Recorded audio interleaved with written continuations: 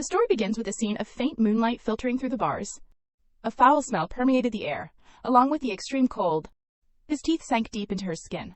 Without showing any hesitation. In that critical situation, Renatus could only resist feebly.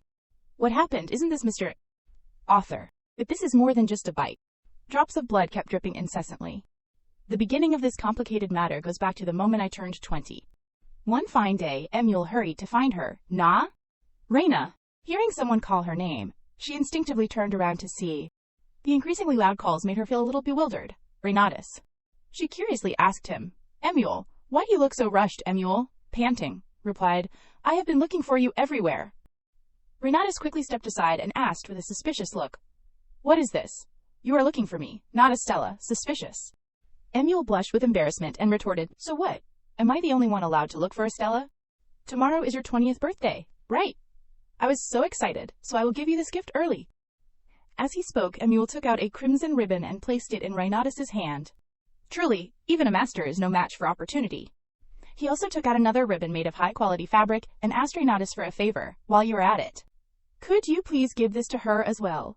Hearing this, she was furious and cursed inwardly. I knew it. The gift for me was just an excuse. That one looks even more luxurious than mine. This timid young man, Emule, is a sweet boy, the son of a tenant farmer, and also a love-struck fool who is relentlessly pursuing my sister. In her annoyance, Renatus did not hesitate to say it to Emule's face. I won't give it to her, even if you are perfect. He asked in confusion, do you see her as a rival? Emule was helpless against Renatus's stubbornness. You really are. She was about to bring that burlap sack to my family's farm. Thanks to him mentioning it, Renatus suddenly remembered, oh, right, I was going to bring it to Mrs. Langshid.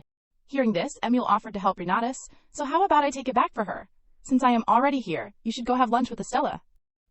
Hearing that someone would help her, Renatus did not hesitate to throw the heavy sack at Emule. Immediately after, she left with a happy smile. How could I refuse such gallantry? Thank you so much, Emule. He used all his strength to hold the sack in his hands. Wait a minute, Renatus. What the heck is this so heavy? Renatus did not even care, and just skipped away. Thank you so much for rescuing a damsel in distress, Emule. I am Renatus, an ordinary girl, maybe a little strong, living in a small, remote, but peaceful village. My mother passed away when I was very young, leaving me under the care of a sickly father. However, things were not too difficult. Everyone in the village was very kind. My family was not rich, but there was always enough food on the table every day. And most importantly of all, Renatus ran to find her sister, Estella. I have Estella, the most beautiful and warm-hearted girl in the world, my older sister. How can she look so radiant even while just hoeing the ground? Renatus ran and hugged her sister tightly. Estella asked curiously, did you just come back from Mrs. Langshid's place? She obediently replied, yes. She raised me when my mother left this world. Although she was very young, she could go hoeing for hire and search for food, whether in the mountains or at sea. She carried her little sister on her back and raised her. I love her the most in the world. Sister Estella gave her a radiant smile and said, let us eat them after the meal. Renatus also smiled, staring at her with affectionate eyes. Estella is my most important family. She is too good for Emule. The two sisters chatted all the way home. A peaceful evening at Renatus's house. She stood by the window, gazing at the starry sky. Tomorrow I will become an adult too. That means I will be allowed to do many things. I can definitely lessen Estella's burden. Just a few more minutes. I will be 20 years old. The clock kept ticking endlessly. The crucial moment arrived. At exactly 12 midnight, the clock chimed loudly. Renatus's whole body seemed to awaken. She closed her eyes tightly, trying to endure the pain. From her slightly parted lips, a moan slowly escaped. With her long experience, she knew what would follow. Returning to reality, Renatus kept screaming pathetically, stop it, please. She knew that the handsome, aggressive man in front of her would be violent with her body, leading her into waves of pleasure. Renatus's fear only amused Theodore more. Stop! Don't you look like you were enjoying it? Our little witch has such an alluring body. Always trying to tempt me every night. My Estella. Suddenly, her sister Estella, with a panicked look, called out Renatus's name. She rushed to her side and asked, are you okay? What happened? Renatus had not yet recovered from that terrifying dream. Estella. Her sister kept showing concern. Does your head still hurt? Are you all right? Should I call a doctor? Renatus could only sit silently, her face buried in the ground, thinking, I still remember it. I remember this. I am inside the novel I read before. Karuo's doll. This is an 18-plus story that starts with a crazy affair. It tells about everything that happens to the male lead, Grand Duke Karuo. The Karuo Grand Ducal family possesses the blood of madness from their youth. However, that madness gradually diminishes as they grow older.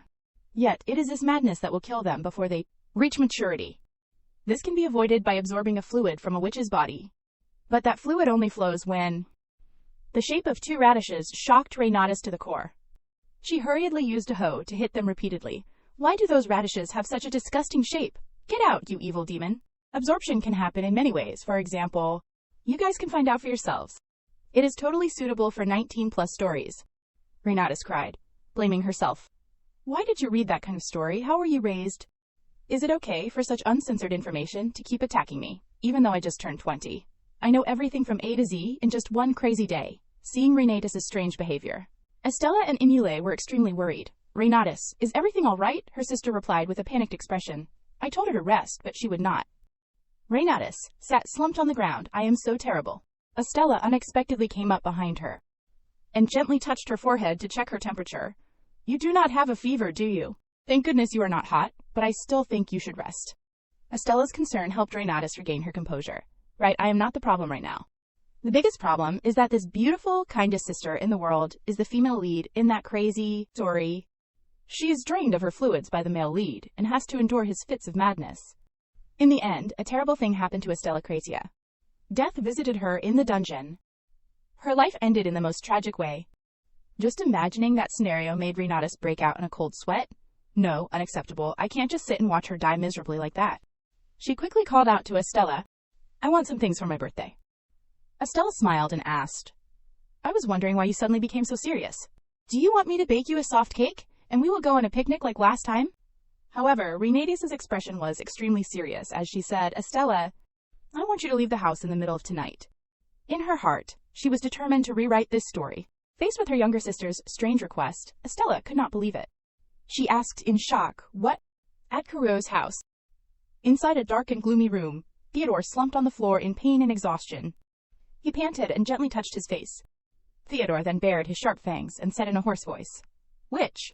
A week after those words, I want you to leave the house at midnight. She still refused to grant my wish, which I considered a birthday gift. No matter how much Renatus tried to persuade her, Estella was determined not to leave. No way. Running away in the middle of the night, even though you know what that means, you still want me to do it. Renatus would not give up and immediately replied, Of course I am an adult now. Estella started feeling helpless. We have been talking about this for a whole week. Aren't you tired, Renatus? The previous week, Renatus had been clinging to her sister like a leech, making it impossible for Estella to work. Rena, go do your chores. Not stopping there. Renatus even used hypnosis to persuade her. Every night, while Estella was sound asleep, she would whisper in her ear, like a magic spell, escape at midnight. Renatus even had a more forceful method, shock therapy. She would hide in the wardrobe, and every time Estella passed by, she would immediately say, as if pre-programmed, run at midnight. Having tried everything without success, Renatus could only shout, It is because you would not listen to me. So how about running away with Emule? He loves you so much. Estella gaped at her sister's attitude. Oh my god, did you really say that with such a straight face? I do not have those feelings for Emule. You know you will be punished if you keep talking like that, right? If you have so much free time, help me prepare dinner. Renatus puffed out her cheeks and thought to herself, lying again.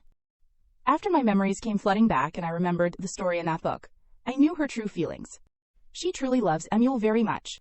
Of course, Emule is not exceptionally handsome or a rich tycoon. Apart from being kind, he is not worthy of the most beautiful sister in the world at all. My sister in that novel. In that utter darkness, her eyes swollen from crying, always held the longing to see her younger sister. Although he is a little crazy, he is handsome and rich, and even has a high enough status. Even so, she still did not accept and love him. While Renatus was lost in thought, Estella's voice suddenly rang out. So what will you do if I run away with Emule? Renatus quickly replied, Wait, I told you already. I will work as a maid for some noble family. If I work there, I can definitely earn money to buy a house and food. Sister Estella sighed and asked, How can you enter a nobleman's residence without a letter of recommendation or a request? Renatus immediately showed off her talents. She lifted 3 huge rocks at once and said, They said they wanted a strong maid. You know how strong I am. Who is more suitable for that position than me? Estella panicked and told her to put them down quickly. As soon as she finished speaking, the rocks tumbled down, crushing Renatus. She closed her eyes and prayed silently. Can you understand my feelings, just this once? Seeing her sister like that, Estella's heart ached. She looked directly into Renatus's eyes and advised, Stop acting childish, Rena. Renatus raised her innocent face and looked at her. Sister. You really? Just as things were getting emotional, their father suddenly entered, drunk. Fear was evident on both sisters' faces. Estella trembled and called out, Father! Their father looked ahead blankly and unconsciously. Then began a torrent of curses. You bastards! Your father is home, but you do not even bother to greet him. Estella quickly stood up and explained, No, it is not like that. I was busy making dinner. Their father asked in a harsh tone, Renatus, are you there? She hid behind Estella, not daring to make a sound. Although I do not want to admit it, that person is our father. Our father, both mine and my sister's. He is always drunk and angry, staggering around everywhere. I guess he lost at gambling again. He took all the money my sister earned a few days ago. Their father discovered Renatus's presence. He glared at her with murderous eyes. You. He decisively threw the bottle he was holding at Renatus and shouted, You good-for-nothing whore! Who do you think you are looking at with those arrogant eyes? Are those insolent eyes for the guy who left the house a few days ago? Sister Estella used all her strength to stop him. Father, please do not drag Rena into this. Please, she did nothing wrong. Their father stood still, whimpering with a remorseful expression. A few seconds later, he turned and left. Damn you, I lost a bottle of wine because of you. You have to pay me back with another bottle. After that incident, Renatus sat motionless on the ground. Seeing her younger sister not moving, Estella rushed over to check Rena. Look at me, are you okay? Did the glass shards cut you anywhere? Renatus looked up and asked her, Are you going to keep putting up with him forever? I am lucky it was only like this today, but who knows what he will do next time. After hearing those words, Estella also sat silently, thinking for a long time. She resolutely said to Renatus, Let us run away together. She immediately refused. Our father can't earn money on his own. If we both run away, he will definitely chase after us. Estella hesitated. Rena, I do not. Before she could finish, Renatus interrupted and made a decision. We will separate for a while. If you are still too worried, next month, try to see if I am still in this town. If I fail at becoming a maid, when you come back, I will follow you wherever you go. Renatus held Estella's hands tightly, then gave her a bright smile and said, I look like this, but I am actually very strong. So can you trust me, just this once? Tears of sorrow streamed down Estella's face. So the two could only hug each other and sob. Rena? That morning, she agreed and hurriedly packed her things. Emil seemed quite surprised by this sudden request early in the morning, but, perhaps thanks to what I said a few days ago, he quickly understood the situation and started going along to take care of her. He is better than I thought. Thank God. That is all that was on my mind. Before leaving, Estella still managed to say a few words to Renatus. Rena, maybe you have really grown up, but to me you will always be my little crybaby sister. So if you face any difficulties, please call me anytime. No, call me right away. In the novel, Estella said she was willing to sacrifice herself to protect her little sister. You have always comforted me, given me your whole life, but I only want you to find happiness. If you can find joy instead of despair. Estella took Renatus's hands and said, I love you more than anything in the world. You are willing to destroy yourself to protect it. The moment of parting had come. Estella cried like rain as she had to leave her beloved sister. Renatus still tried to give a happy smile to say goodbye to her sister. But her heart skipped a beat. She is gone. She suddenly bent down. It turned out Renatus did so to hide her own tears of sorrow. Under the gloomy night, she slumped on the road like a lonely and lost child. Renatus told herself, Don't cry. It will be okay because I have taken her to safety. There is still a lot to do. What needs to be done next is lock up Father. Yes, that is what I have to do. Actually, Father does not hate her. He is always annoyed with me because he always sees me clinging to her. The person he hates is me. The reason is because I look a lot like Mother. Renatus looked at her face, reflected in the water. My mother passed away when I was just a baby. Even my sister said she only has vague memories of her face. I do not even remember anything. It just feels unfair. But this has nothing to do with her anymore. After placing her belongings in front of the door to prevent her father from escaping, Renatus breathed a sigh of relief. Mission to keep Father in the woodshed successfully completed. Her father inside the room kept banging on the door. What the hell? Why won't this open? She stood outside, looking at the room and guessing. Since Father was sleeping quite soundly, I do not think he will wake up right away. He will never be able to open it on his own. Preparations complete. Today marks 1 week since my birthday. Someone will come and knock at any moment. If I open the door now, Renatus placed her hand on the doorknob, hesitating about what to do. Just as in the story, a young man stood in front of the house and said, "Indeed, there is a pink-haired girl here." The novel began with the appearance of someone from the major family. Renatus became flustered by his words. She froze, spraying glue as he stared at her. Renatus looked at her flowing pink hair and thought, "Is this thing really that amazing? People with pink hair are extremely rare in this world." However, I did not think much about it until I remembered the detail in the novel. I think the novel described it as sweet hair with magical power that captivates people's hearts. The young man politely introduced himself. "I apologize for the late introduction. I am Orty E. Cole. I work at the Duke Major's house." Renatus feigned surprise, but in reality she had known this for a long time. He will kidnap Renatus in the original storyline, then use her as a hostage to force Estella to obey him. Orty, seeing Renatus's attitude, found it strange. Isn't she even a little surprised that someone from the Duke Major's house came knocking? She looks like she does not know anything. Renatus innocently asked, "What wind brought someone from the Duke's house here?" Orty smiled and replied, "I have something to discuss with you.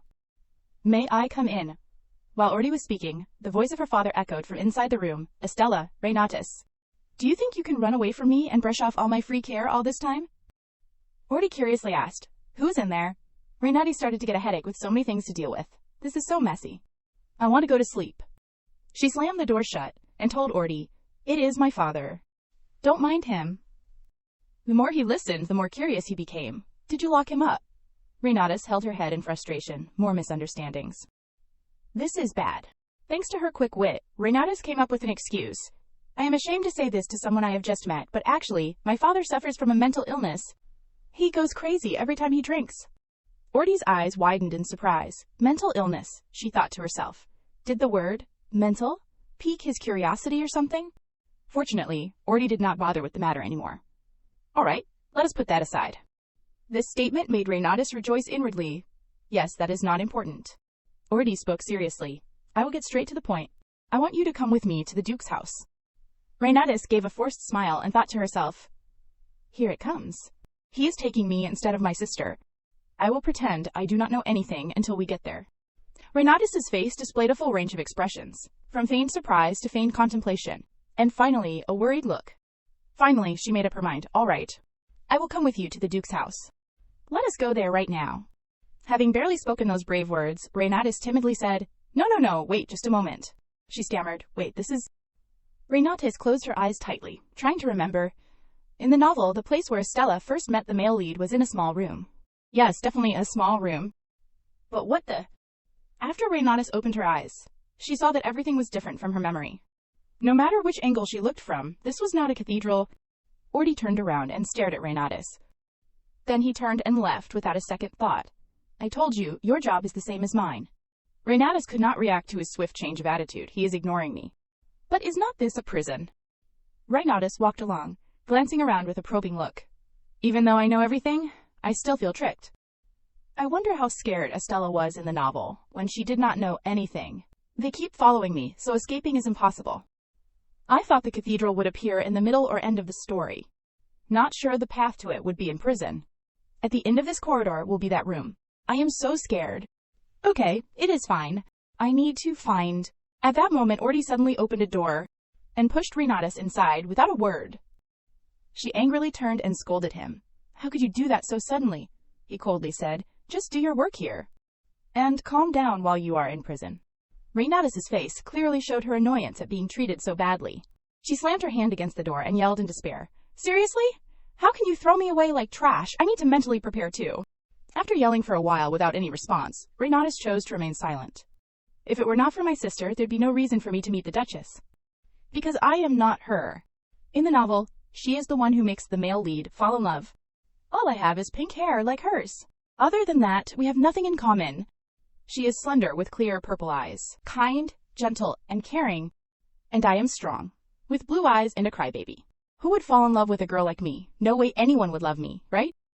So that hero definitely won't notice me. He won't look at me. Therefore, I won't have to face that unlucky ending. Yes, a person's taste is not easy to change. Because I have always liked muscular men who can split a log in two, like tearing paper, ever since I was 12 years old. But all the boys my age in the village are weaker than me. Renatus once carried a pile of heavy sacks that no one else could. Why can't you guys do it? The boys her age were also terrified of her monstrous strength. Even adults have trouble doing that, Rena. Ironically, is there no one as strong as an animal out there? There was a time I wondered that. If that does not mean... Renatus's face suddenly changed. Tears of fear streamed down uncontrollably. I want something like this. Ferocious tiger. I did not want this. That moment arrived. Theodore, like a wild bear, entered Renatus's room. The male lead of the novel, the heir to the Duke's family, Theodore de Caro, is currently going berserk. Renatus, frightened, pressed herself against the wall. Things were worse than she thought. From now on, I have to remember this. In the story, during the first meeting between Estella and Theodore, Theodore would clearly lunge straight at Estella. He is coming this way. This is definitely what will happen to the female lead. Theodore frantically rushed to embrace Renatus. Fortunately, thanks to a bit of strength and agility, she managed to jump aside in time to avoid his attack. Why should I, someone from another world, be swallowed whole? I did not think he would pounce on me like this. It is because I assumed he had a different taste in women. Thank you, Mom, for giving me such excellent reflexes. He bit my hand a little, but that is not important. Seeing his disgusting actions, Renatus could only scream internally, "Oh my God, he is sucking the blood-stained claw." Suddenly, Theodore spoke in a bewitching tone. "You're sent." Renatus froze for a few seconds. He is talking. Could it be that he is back to normal? I do not know why, but now she forced a smile and replied, "Lord Theodore, if you have calmed down, let us sit down and talk like adults." As soon as she finished speaking, he chased after her relentlessly. She could only cry and run for her life. Is he still that ferocious beast? I knew it. Nothing has changed. You are very talented at making people fall over. While running, Renatus used her mind to calculate. I can't keep running forever in this small room with no exit. Calm down, Renatus. You planned very carefully for the first meeting with the male lead. Right, I should do what Brother Emil said at that time. Renatus, do you know something? They say you should not turn your back while facing a wild beast. Renatus asked in astonishment. Then how can I escape? Emil shared his experience with her. Face it, and slowly back away to keep your distance. And the most important thing is... Those words echoed in Renatus's mind. She slowly stepped back. At this moment, I must be brave and look directly into his eyes as if to say I am not afraid of the likes of you. Despite being terrified, she forced herself to stare at Theodore. Good, it is working. Brother Emil is the best. Looking like this, even a madman would know shame. Seeing him gradually calm down, Renatus carefully stepped back, one step at a time. Even if you enter a tiger's den, you can still survive if you do not provoke it. How can I keep doing this until someone comes tomorrow? Unfortunately, just when she thought everything was settled, Renatus suddenly slipped and fell backward. At the same time, Theodore's hand reached out and touched Renatus. He pushed her against the wall. Renatus panicked, not knowing how to react to the situation. This is a scam, Emil. Drops of blood fell onto the floor. Renatus could only use all her strength to resist, but it was useless. Deep inside, she could only silently scream, I am so scared. Will he eat my hand first? Before I die, I should at least punch him once. Theodore continued to bite Renatus's hand, ignoring everything. At the same time, she could only whisper in her heart, Sister, I am sorry that your traitorous younger sister is doing this kind of thing. Renatus tried to push him away with her other hand. However, what surprised her even more was that the bite gradually weakened. Theodore's expression was no longer as ferocious as before. Renatus was also captivated by his beauty. Her face suddenly turned pale, and goosebumps appeared all over her skin. Renatus sadly asked herself, what? Why? Theodore is the male lead affected by fits of madness. The moment he saw the female lead, he immediately attacked her. He is described as a beast, only caring about satisfying himself and acting on his instincts. Surely, that is in another case. There are some scratches around his mouth. It seems like his face hit the wall. His fingernails are chipped and full of wounds. Could it be that he endured the pain alone? Those things made Renatus see herself in him. When she was little, she was once locked in a pitch-black room. Even if she screamed and cried, no one paid attention. Dad, I am wrong. Please let me out. It is so dark and scary in here. It is my fault. Sister. Renatus bit her lip, trying to suppress her emotions. Theodore is standing in front of me. Looking closer, he is completely different from the Theodore in the novel. In this dark place, he is left with me, just like what happened to me. Because of that empathy, Renatus comforted Theodore. It is okay. I can see his eyes are just like a child who has lost his mother. You are okay now. Everything's all right. Renatus gently hugged him. If it were not for that, I would not know why I am doing this. Maybe I am mesmerized by Theodore's eyes. After a long time immersed in her thoughts, Renatus suddenly woke up. Seeing that he did not react at all, she softly called into his ear, "Lord Theodore." "Huh, he is asleep. He calmed down by drinking my blood, but why?" The novel mentioned that Theodore drained Estella's blood until she completely lost consciousness. Was that all he needed to return to normal? He seems fine now. Renatus closed her eyes, trying to remember the plot. Aren't there too many details different from the book, including Theodore's condition? That is strange. What is going on? While she was lost in thought, a strange object suddenly appeared next to her. It suddenly called out. Renatus was startled when she first saw a strange creature talking to a human. It looked at her with sharp eyes. Surely someone chose the wrong genre. In Caro's doll, there are no monsters or magic. Only the Caro family is controlled by madness through generations. When it arises, their eyes will show a characteristic red color. But this is... Renatus looked at the round, shiny ball lying right in front of her, and hesitantly guessed what this thing was. After a few seconds, she pointed at it and screamed in horror, "No matter how you look at it, it is a huge slime." The slime also flew into a rage and shouted back, "How rude! Who allowed you to call me, a supreme demon, by the name of the worst monster like slime? Do you want to die?" Renatus was terrified by the ferocity of the monster. Oh my god, it is furious. But what I remember from my past life, there were no slimes. Seeing Renatus just open her mouth without saying a word, the monster felt extremely annoyed. "You dare ignore me, say something." Renatus mustered up the courage to ask, "So if you are not a slime, then what are you?" The monster immediately changed its attitude, happily introducing itself. "The name of this appearance is Sujin." She gave a wry smile and asked, "All right, mister. Sujin, what are you?" Unexpectedly, the answer she received was disappointing. "I am Sujin, of course." Renatus grinned and replied, "I apologize for being so rude as to ask such a confusing question. My species is human, and my name is Renatus Gratia.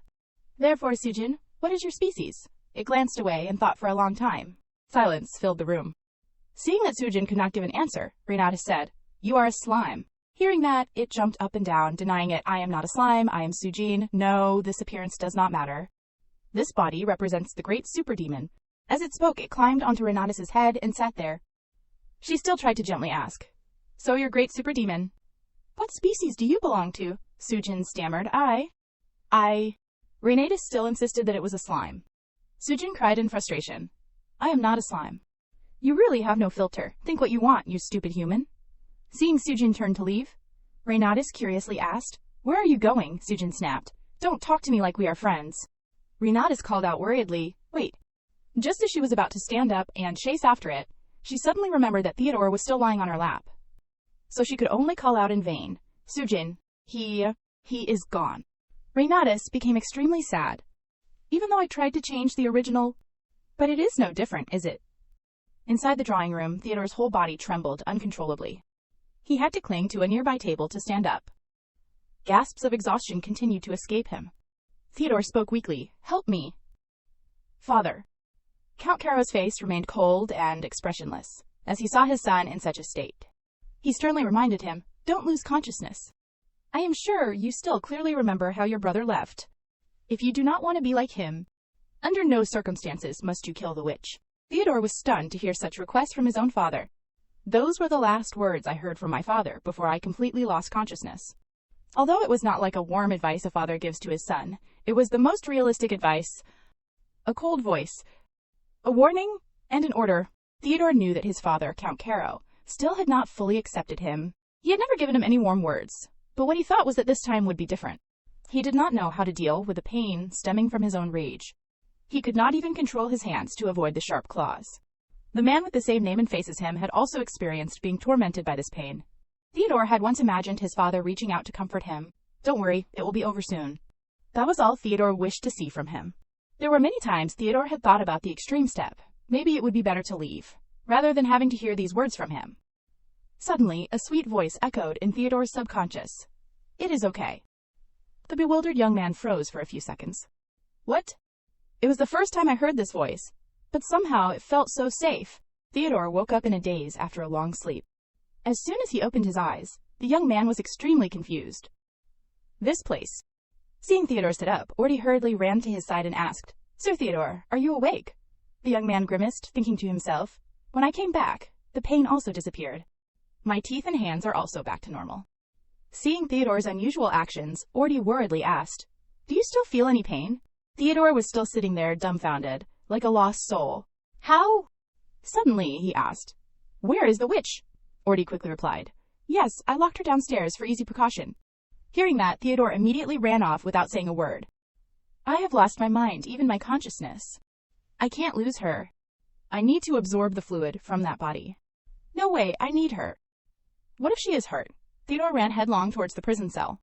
As soon as he stepped inside, the image of Renatus, looking at the starry sky through the window, struck Theodore's eyes. She was standing silently, then Renatus hesitantly said, I have been waiting for you. Is this matter no longer important? It was not allowed. How could you? Theodore thought to himself, as expected, she was hurt somewhere. Renatus frankly complained, I told them very clearly I wanted a nice house and good food prepared when I arrived. But after all, they let me sleep on the stone floor and breathe stale air to survive. And the air is even stinky. How could that be? I should at least get 2 meals a day. Renatus grumbled as she voiced her frustration. Theodore widened his eyes and wondered, did I hurt her head? Renatus screamed in anger. She kept reproaching the person in front of her. How could you? Isn't the right to live at least having something to put in your stomach? They took Theodore away early in the morning, leaving me alone in this cold dungeon underground. What if I starve to death here and the mission is not completed yet? What would you guys do? Renatus was about to scold him to vent her anger, but Theodore replied, It seems you are very indignant, huh? This warm voice and cold appearance, just like Theodore, made Renatus not want to scold him anymore. She looked up in surprise, only to be startled when he had been there since who knows when, and even heard all her complaints just now. I thought some servant would come and drag me away. Could it be he is going to do it himself? Why? Renatus immediately kept her distance, wondering if Theodore was feeling better. She noticed his eyes were back to normal, and he could speak purposefully again. Theodore said, Why did you suddenly stop? I guess this is the first time you have seen something, like a monster like this. Renatus remembered the horrific incident last night. Theodore had the eyes of a lost child, like a flickering light, making those who looked at him fear that they would also go crazy. That flickering small light makes me unconsciously want to breathe some life into it. I know those eyes. They are the eyes of a rebellious teenager. If I am not careful, he could become a case of puberty, causing social disaster. Renatus kept imagining Theodore losing his temper and doing something foolish. However, she still had not answered Theodore's previous question, making him very impatient. Is that question so terrible that you can't answer? No one but Renatus could stop Theodore if he lost control, and everything would be extremely terrible. That is why she put on the appearance of a cute cat to soothe him, because he looked so much like a lovely rabbit. Rabbit. Theodore paused for a few seconds. Knowing that she had misspoken in front of someone as cold as Theodore, Renatus' hands and feet went weak with fear. It is probably not, right? In a romance novel, the male lead is usually a carnivore. Renatus shyly looked away. No, I did not mean Theodore was a rabbit. Because rabbits also have red eyes, but they are not scary, so, red eyes are not bad, like rabbits are still very cute, so what? Theodore replied. At this point, Renatus panicked even more, not knowing what to say next. She blurted out that he was very cute, just like a rabbit, but Theodore cornered her by asking back, Do you think I am cute? Doesn't he like being called cute? To be honest, Theodore is more handsome than cute. Now that he is healthier than before, I can feel him resembling the male lead in a romance novel. Like a male lead living in a broken home. I can see the wild beauty in his eyes when he looks directly at me. Even his voice is somewhat grumpy, but somewhere there is still a bit of gentleness, making him even more attractive. Of course, I also like the growling wolf look, although I would probably prefer a loyal, medium-sized dog that always wags its tail over a grumpy wolf. Renatus thought about her ideal type and affirmed that Theodore did not quite fit her taste, so it is fortunate that both of them still hold their own opinions. Seeing Renatus smiling to herself, Theodore asked again, What did you do to me? Shouldn't the more accurate question be, What did Theodore do to me? As she spoke, she showed him the wound on her arm. Is that all? Isn't that enough? Didn't he not remember anything while he was in a frenzy, or was he half-conscious? Renatus suddenly realized something. But, when he asks what I did to him, does that mean he is wondering how I survived without any injuries? If that is the case, it is not good. If Theodore becomes suspicious, and no longer trusts me, he might find another pink-haired witch, a beautiful pink-haired witch named Estella. I tried my best to help you escape, sister. You must live well, and stay away from this place. Renatus told herself to try to remember what the female lead did in the novel, after her blood was drained by the male lead. That is right, she definitely would weaken. Renatus immediately put on an act by faking illness. Suddenly, I feel so dizzy. It must be because you drank too much of my blood last night, so now I am anemic. She danced and then spun around. Anemia, that is it. She also wondered when she should faint. How could she act out a fainting scene when she had never experienced it before? I do not know, just lie down. Renatus quickly flopped down on the floor. Then she pretended to be motionless to attract Theodore's attention. Whether it was successful or not was unknown, but she was injured from her foolish fall. She started crying and sighed because of her injured ankle. Even so, Renatus remained still so as not to be exposed. Endure it a little, maybe it will be more realistic. Since Theodore did not say anything, he must have believed her, right? Just as Renatus had planned, Theodore called someone and told them to take her back to her room. Amazing. Could it be? I really have acting talent. Perhaps my biggest loss is having to pretend to lie here. They might drain my blood. While dozing off, Renatus opened her eyes slightly and saw not only Theodore, but also someone else appear. Theodore came to her side and whispered in her ear, "If you still have self-respect, wake up and stand up." There is nothing more humiliating. Renatus could only stand up on her own and say that she slept very well. Cheer up, let us walk on my healthy legs. Then she scurried away from this place. Theodore watched her back and thought, to be able to speak loudly and walk so strongly like that. That is impossible after spending a whole night with my madness, but she does not seem to be forcing it. Is it acting? Theodore slowly stood up. Recalling the moment when Renatus dazedly sat up just now, Theodore chuckled at her expression. Then, he left the prison cell. I am glad I did not hurt her. Of course, maybe she would not feel that way. Renatus returned to her room. She immediately jumped onto her beloved bed after escaping that dark dungeon. Ordi was the one who brought her here. Since there was no room available for a maid, Renatus was allowed to temporarily use this room while she was here. Actually, Count Caro, is not this room even bigger than my house? At first, he did not want to give her this room, but in the end, he had to accept it. Even the furniture, like the bed, is high quality, and my arm has also been treated. On the bed, Renatus still dreamed of the taste of the bread she had just eaten.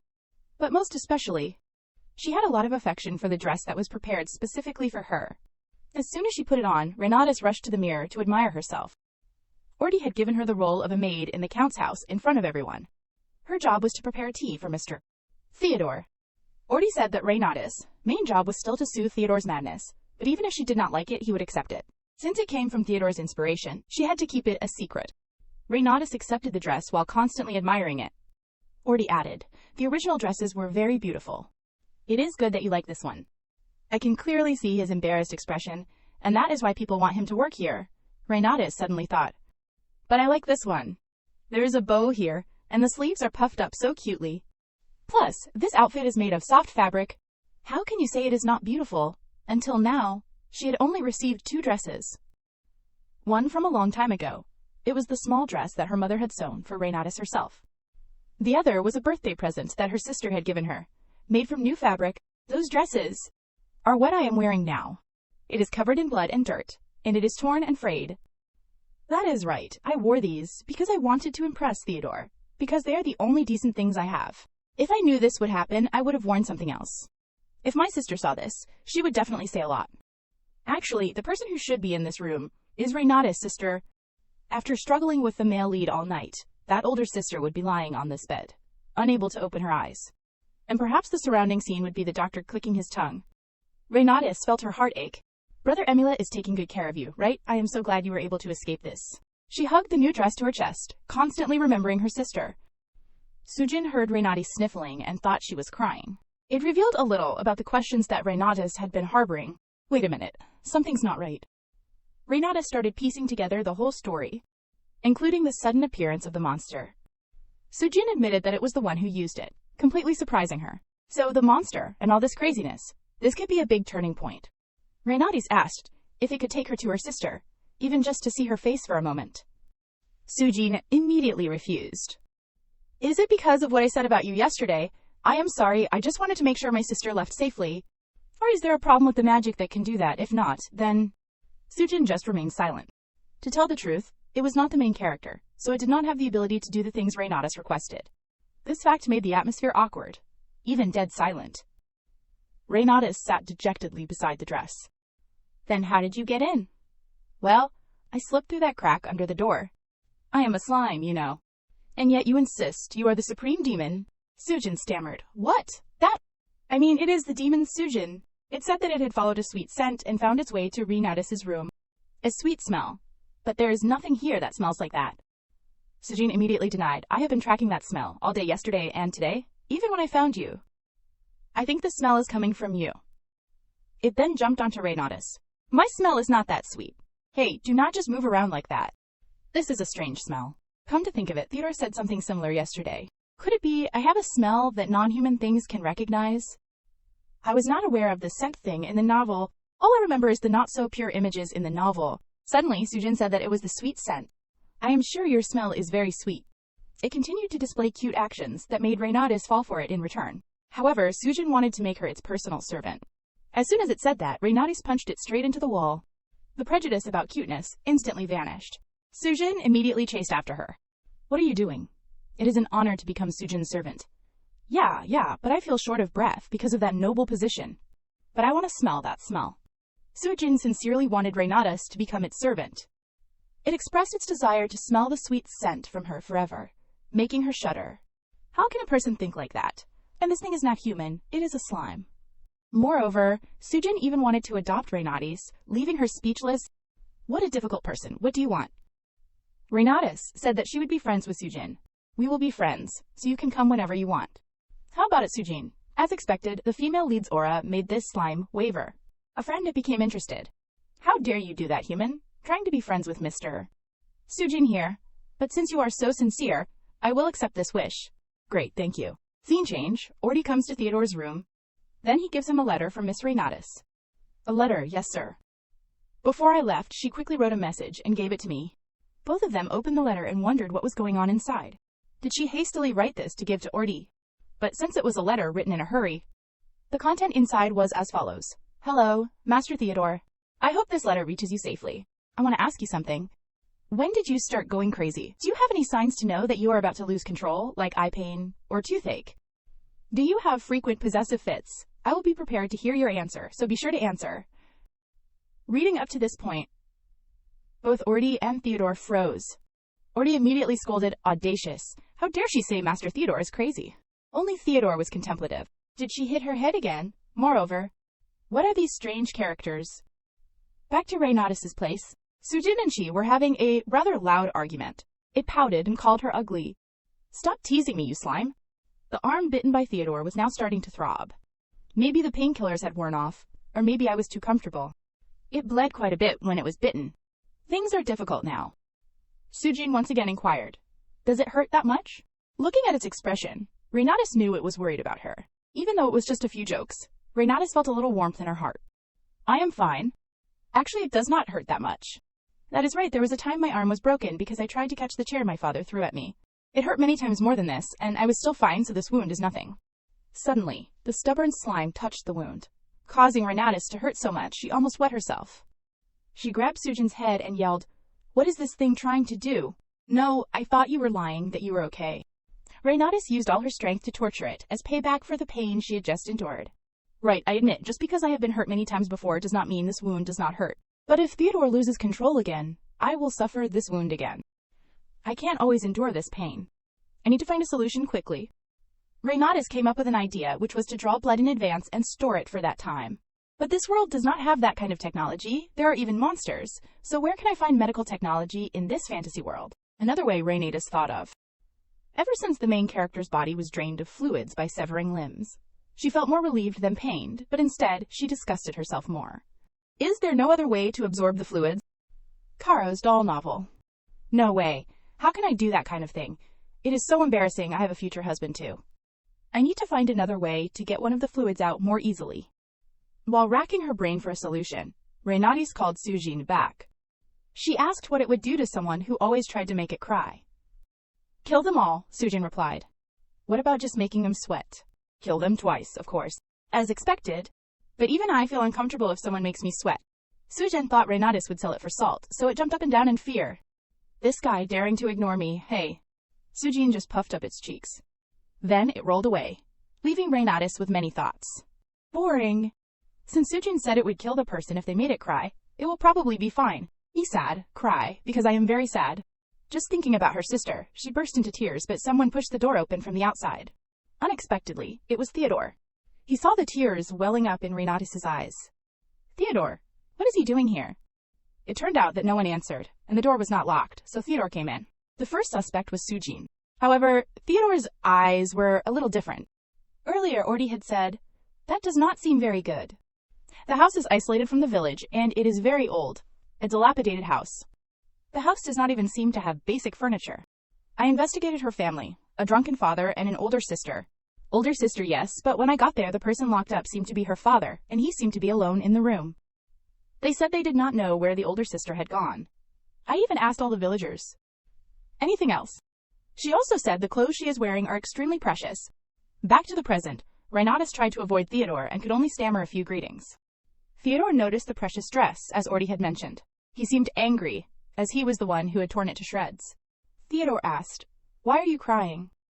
Renatus could only give a wry smile, unsure how to explain it in a way he would understand. "It is because I suddenly miss my family." "It is not because I miss my father, and I can't be crying just because I miss my sister, can I?" Theodore guessed that the two sisters had a good relationship. If the reason she missed her family was because of the precious dress, he opened his lips as if to say something. At that moment, Theodore approached her and gently comforted her. "Don't cry." This situation left Reina dumbfounded. Not now. Is he wondering why I am not wiping my tears? If not, why am I worried about what he thinks? This is what they call the main character's intuition. What should I do? Should I kneel down and cry and beg? No, I have not explained clearly yet. Okay, I will pretend I do not know anything and change the subject. But why did you come to my room? Oh, I just remembered. I sent you a letter earlier, through Orty. Did you receive it? Theodore replied coldly, "I received it, but there are a few things I do not understand, so I need to ask you." The current situation made Reina very embarrassed. What, did I write something inappropriate? It turned out that he was wondering about the laughing emoticons Reina had written. It immediately stunned her. This character means laughter. That is right, like this. At that moment, that was the first time I understood what it felt like to be speechless. I should have just told him I was trying to produce tears for him to drink. Suddenly, Theodore handed her a bag of money. This should be enough to buy at least one outfit. Although Reina still did not understand the situation. But I have not received my salary yet. He continued, "Consider it an apology for the dress you are wearing now. I did not realize the dress was that expensive. But I heard it was precious to you." It is precious, but when Reina opened the bag, she was extremely shocked. It is not worth 2 million Luna. It seems like she is saying it is quite a lot. Reina corrected him. This is enough to buy a dress, even better ones than I am wearing. Even after buying one, there is still a lot left. I could probably get 20 or more. This is my next 2 months. Salary, enough for several months of living expenses for my whole family. Is it really okay for me to take this? Is this a test? Despite needing the money, Reina's conscience would not allow it.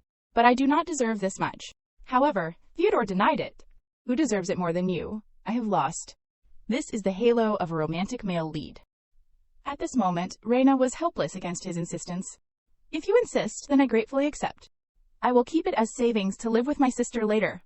Meanwhile, Theodore was still worried. Has she stopped crying? Reina was now extremely happy. Thank you so much, Theodore. Theodore unconsciously smiled at her loveliness.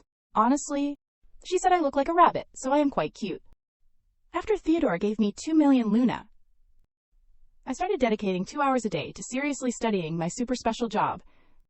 And the time outside of studying was called enjoyment time, the pink life. After 2 hours of diligent study, my job is just to eat and play around. This is a dream job, as light as cotton candy. I hope I can stay here a little longer. But it has been 10 months since I came here. I thought the fluids in my body were gradually losing their effect, since it has been quite a while. To verify this, Reina cleverly called out to Sujin. It coldly demanded, "Be quiet." Reina's expression was full of excitement. I have not even said anything yet. It is as clear as day. You are worried about that guy, right? I just happened to pass by his room earlier, and he is already asleep. You are curious what he is doing, right? Well, I am, but it does not matter anymore. And do not call Theodore, that guy, in front of him.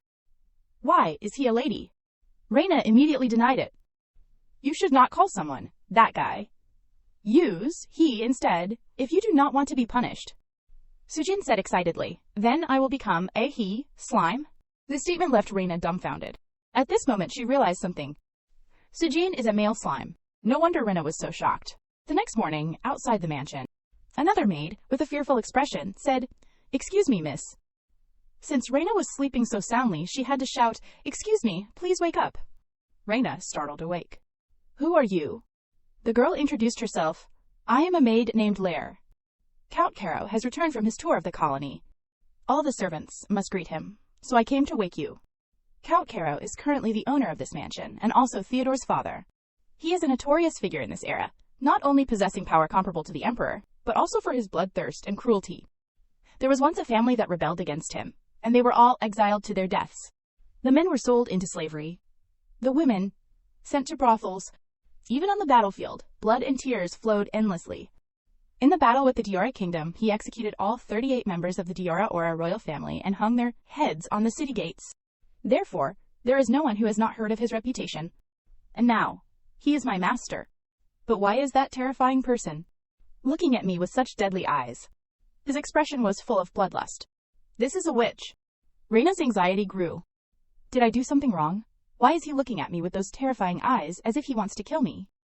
I admit I overslept this morning, but Lair came to wake me up. But I was the one who was asked to come here before the Count arrived. The Count remained silent. In that moment, he bluntly asked, "This person is a witch." His words left Reina stunned. After speaking, he turned away. At this moment, Lair whispered to her, "Don't raise your head. You woke up late, and you are not even bowing your head. Sir Ordi will punish you, I apologize." But it was truly astonishing. Just a few words. A deep voice, treating people like dirt. Those eyes looked at me as if I were their possession. I do not want to see him again. A moment later, Rita said, "Just watch me today. But from now on, you will have to take responsibility for your own mistakes." Learning to make tea every day, I could finally bring my first cup to Theodore. "Tea is here, Sir Theodore." However, Theodore indifferently requested, "Go away. I do not want tea." Reina thought, "But why do I feel so bad?" Rita whispered to Reina, "It seems Sir Theodore is in a bad mood today, so let us come back tomorrow." "Yes, I understand." The two then left. Reina wondered, "I wonder what is wrong with Sir Theodore. If it is a relapse, it is a big deal."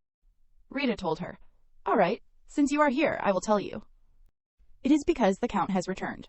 Sir Theodore and Count Caro do not get along, so whenever the Count returns, Sir Theodore feels unwell. It might sound strange to hear that the relationship between family members is not good. But it is true. My relationship with my father is not exactly great either." The atmosphere suddenly became strangely silent. Reina fumbled, "But I am okay because I still have my sister. She is very kind. Does Sir Theodore have no other family?" Rita's tired demeanor startled Reina. Why does her expression suddenly look like that? Then she revealed the reason. Theodore is an only child. It seems that in the past, he went through something terrible. As a child, Theodore was cruelly rejected by his mother. "Get out of my sight. I never gave birth to you, you monster. Go die." It was like an unhealable wound in Theodore's heart. Even the Duchess did not like him. In the novel, the Duchess was only briefly mentioned, but nothing was said about their relationship. It seems, because their relationship was not good, it was not mentioned. However, she did not forget to remind her, "But remember not to bring up their story in front of Sir Theodore." Yes, both of them are quite strict. A while later, having nothing to do, Reina leisurely went out to the garden. While there, she overheard a strange noise and curiously went to investigate. Before her now was a radiant young man training. Reina's mind went blank. Then she exclaimed, "Why is he here?" Reinatus peeked from behind a bush and saw a young man practicing swordsmanship. She was very surprised and wondered, why is that person here? She guessed this must be the older brother who glares at me so hard my eyes almost pop out and throws me back in jail with Ordi. He is the knight who carries Theodore Instead. She wondered, why is he training in such a secluded place? I can't know the reason. Why has this man been hostile towards me since we first met? Facing him would not end well. Reinatus hoped he would turn and look towards her. When she clearly saw his handsome face and bulging muscles, her jaw dropped in delight. She thought, but look at the muscles he has. They could make you go crazy. There is nothing like that in my village. But what a pity, if only he were 5 centimeters taller. Reinatus recalled, when I was in jail my eyes were blurry, and it was very dark so I could not see clearly. His face was quite handsome. But not as much as the male lead, Theodore. That red hair and jade green eyes are also very striking. But when Reinatus thought about red eyes and blue hair, she suddenly panicked so much she could not blink. She took a few steps back and worriedly thought, no way. It turned out Instead had finished training and saw her standing behind the bush. He approached and asked, "What is a little witch doing wandering around here?" Reinatus was so scared she was sweating bullets, terrified beyond measure. She stammered. In struck glass, he was also surprised and asked, "How do you know my name?" It turned out that this was a prominent figure with red hair and blue eyes. He was not just a bodyguard protecting Theodore. He fell in love with Estella at first sight and tried to help her escape, but it did not work out. He had a tragic ending. Renatus kept smiling and thinking. Seeing this, Instrad repeated his question. I asked how you know my name. Hearing this, Renatus startled and stammered. Because you are Theodore's knight. Sir already told me. Inwardly, she was panicking, trembling. She thought, it is a lie, but I still can't believe this is Instrad. He is still looking at me with those hateful eyes. I like this character because he tried to help Estella. However, even in the novel, Instrad did not believe a witch could soothe Theodore's episodes. Although Estella's fluids somewhat soothed Theodore's episodes, it, on the contrary, increased Theodore's possessiveness and madness for her. Seeing Theodore become increasingly out of control, Instrad lost faith in the witch's fluids. Even Estella, whom he loved at first sight, was viewed with such distrust, so how much more suspicious would he be of me? He tried to save Estella, so I should be understanding. Renatus kept thinking. Without saying anything, Instrad was starting to get annoyed. The more Renatus thought about the story, the more frustrated she became. But how could he? Does he know how much I suffered in jail? The more I think about it, the angrier I get. In the novel, you helped my sister because you loved her, but I would not even dream of it. Seeing Renatus's sullen and pensive expression, Instrad asked again, what is this little witch snooping around for? Renatus retorted, I am not snooping. I was just about to take a nap since I had some free time. But Instrad brushed it off, bluntly saying, no, stop it. I know everything. You do not need to say anything. Excuse me, but I am not interested in little brats like you. Of course, I know it is normal to develop feelings for someone handsome and charming like me, but, unfortunately, the more he spoke, the more Renatus's jaw dropped in surprise. She was speechless. What the hell, that is not how it is at all. She tried to swallow her frustration. I know you like Estella, not me, but I have self-respect too. But this frustration was too big, so she had to let out a little. Renatus was furious. Let us be clear. Listen, mister. For me to like you, you have to be at least 1.9 meters tall. But Instrad retorted, so what about over 1.9 meters?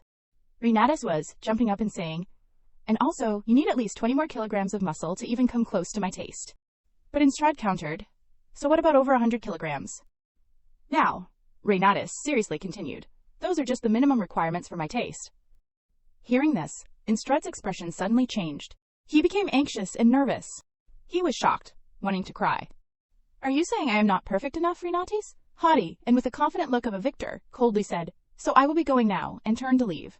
But Instrad suddenly stopped her. He shouted, wait a minute.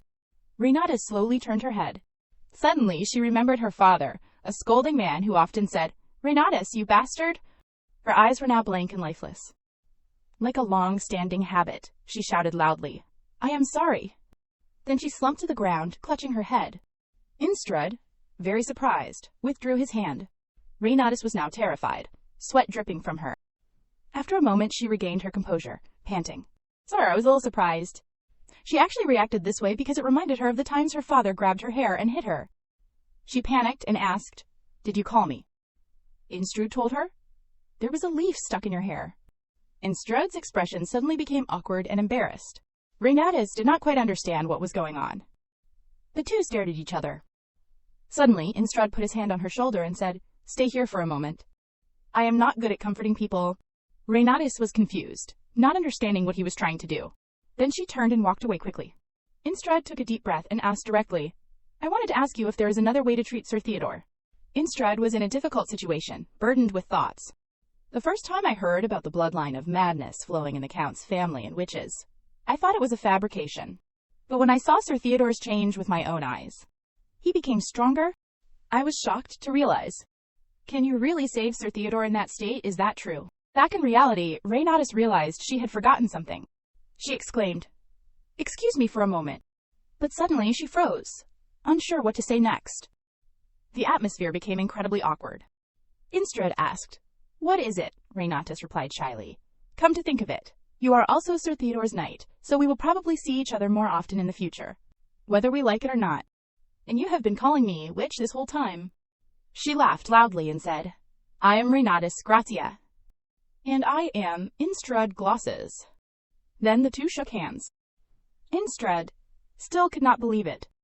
Can this little girl really save Sir Theodore? Scene change, Renatus with a teapot and teacup. She was panicking. What should I do? Is there no other way? She just wanted to cry a river. In the end, is spitting into this teacup the only option? After countless times preparing tea for Sir Theodore under Aunt Rita's supervision, I could finally bring my own tea to him. And today was the first day I brought the tea up alone. This was it. The chance to sneakily give Theodore my saliva. Renatus carried the tea tray with trembling hands. Very nervous. She encouraged herself. I can do it, come on, me. Even when she stood in front of the door, she was still too worried to enter, pacing back and forth, muttering to herself, saliva is probably better than tears. Right. Besides, in the novel, Theodore and Estella kissed and exchanged a lot of it. But I still feel so guilty. She slumped to the floor, extremely troubled, not knowing what to do. Suddenly, it clicked. No, it would be better to prevent Theodore from becoming a monster first, would not? It's sometimes, ignorance is bliss. That is right, I am not just doing this for myself. However, as she opened the teacup and was about to spit into it, a familiar figure suddenly appeared. At that very moment, Theodore was standing next to her, arms crossed, sternly asking, What are you doing?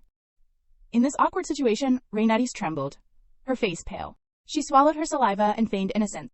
Oh my, is it tea time already? Theodore was puzzled. Why is she asking me back? Scene change.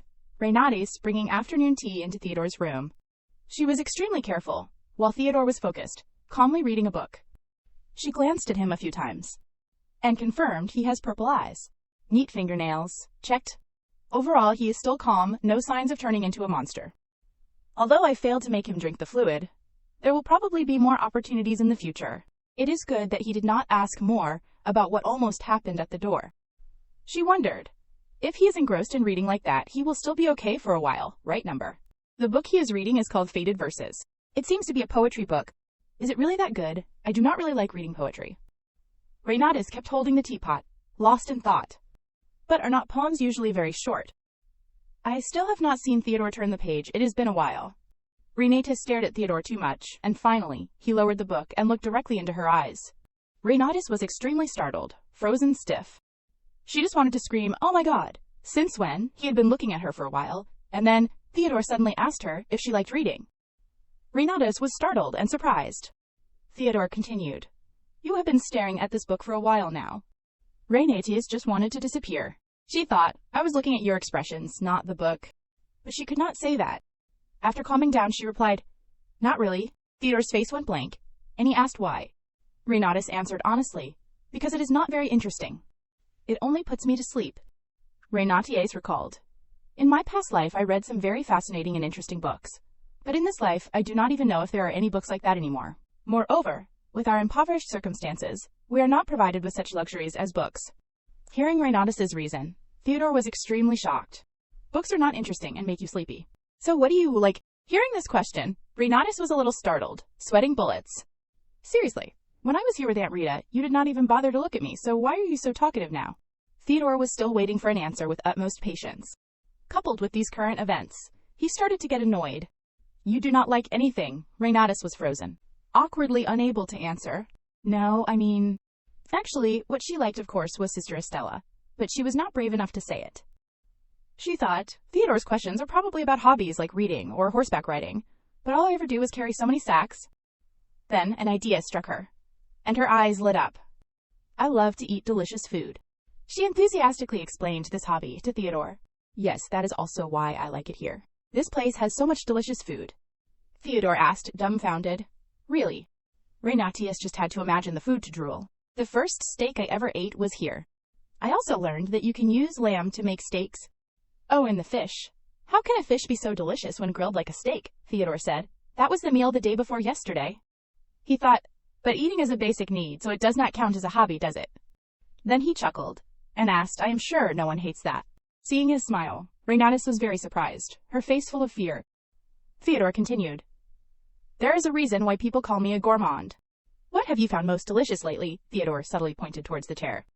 Renatus was hesitant. Does he mean for me to sit down? Renatus tiptoed to sit down and awkwardly replied.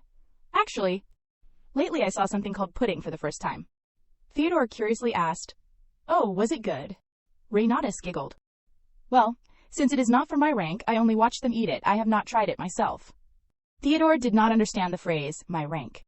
Renatus explained, because the ingredients for making pudding are very expensive, they do not make a lot of it, so it is only for senior or long-term servants.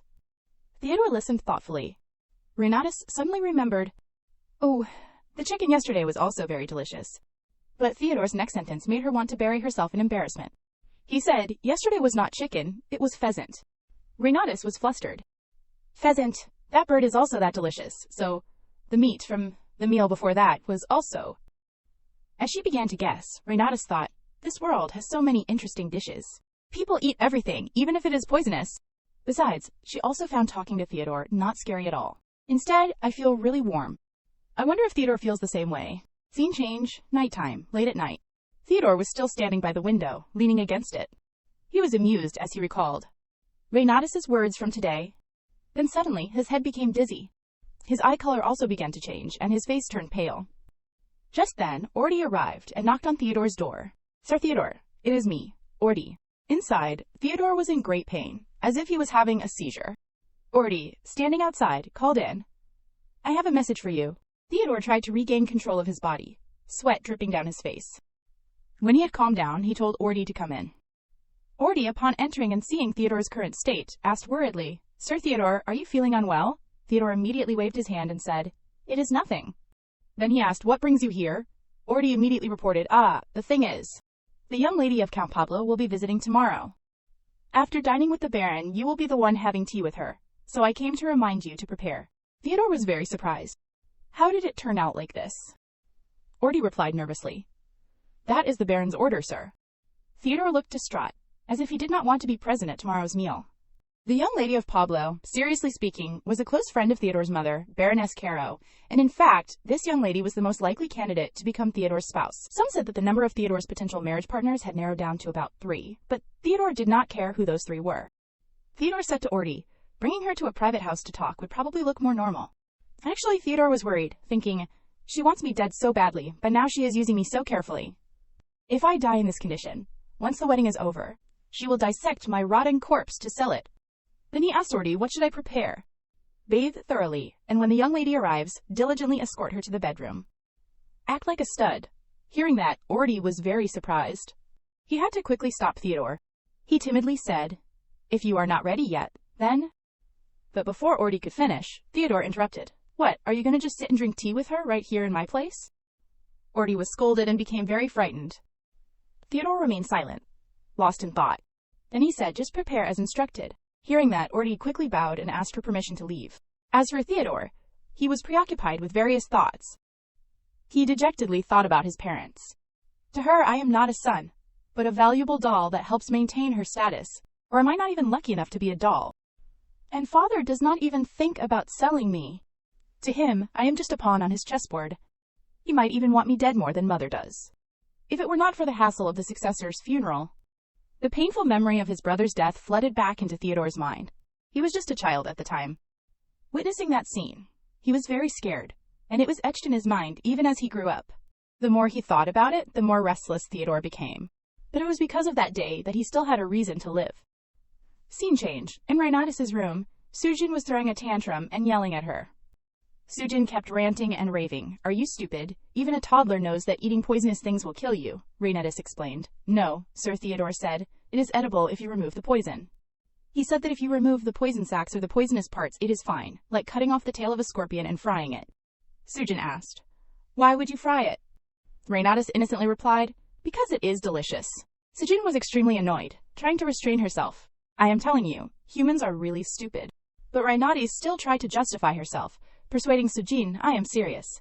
If it is a wild monster, they will catch crickets to eat, maybe even snakes, and they even drink mud to survive. Right, after hearing this, Sujin retorted, what do you think monsters are like? We also have taste buds, you know. Then Sujin jumped up and down, continuing furiously, and I have told you a million times, I am a high-ranking monster, so do not treat me like I am a lump of slime. Renatus sighed and teased, super slime nim. Then Sujin turned away, I am not talking to you anymore. Renatus saw that and said, Is Sujin sulking? Well then, I am going to sleep. Before going to bed, she confided in Sujin.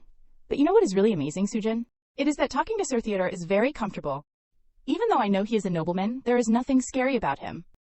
I thought he was a scary madman, like in that novel, but it seems that is not the case at all. He is completely different. So not all nobles are stuffy. Honestly, I have a small wish to talk to him again. Scene change. The next day, the young lady from the Pablo family visited Theodore's house. She cheerfully and radiantly chatted, "You must have used high-quality tea. The tea's aroma is truly gentle." But Theodore coldly said, "Perhaps." The young lady realized. "Ah, I blurted out a comment like that. I have a habit of commenting on tea when I visit the Count's house. So if I was rude, please excuse me." Theodore said, "It is fine. I do not know much about tea either." Renatus was in charge of serving and pouring tea.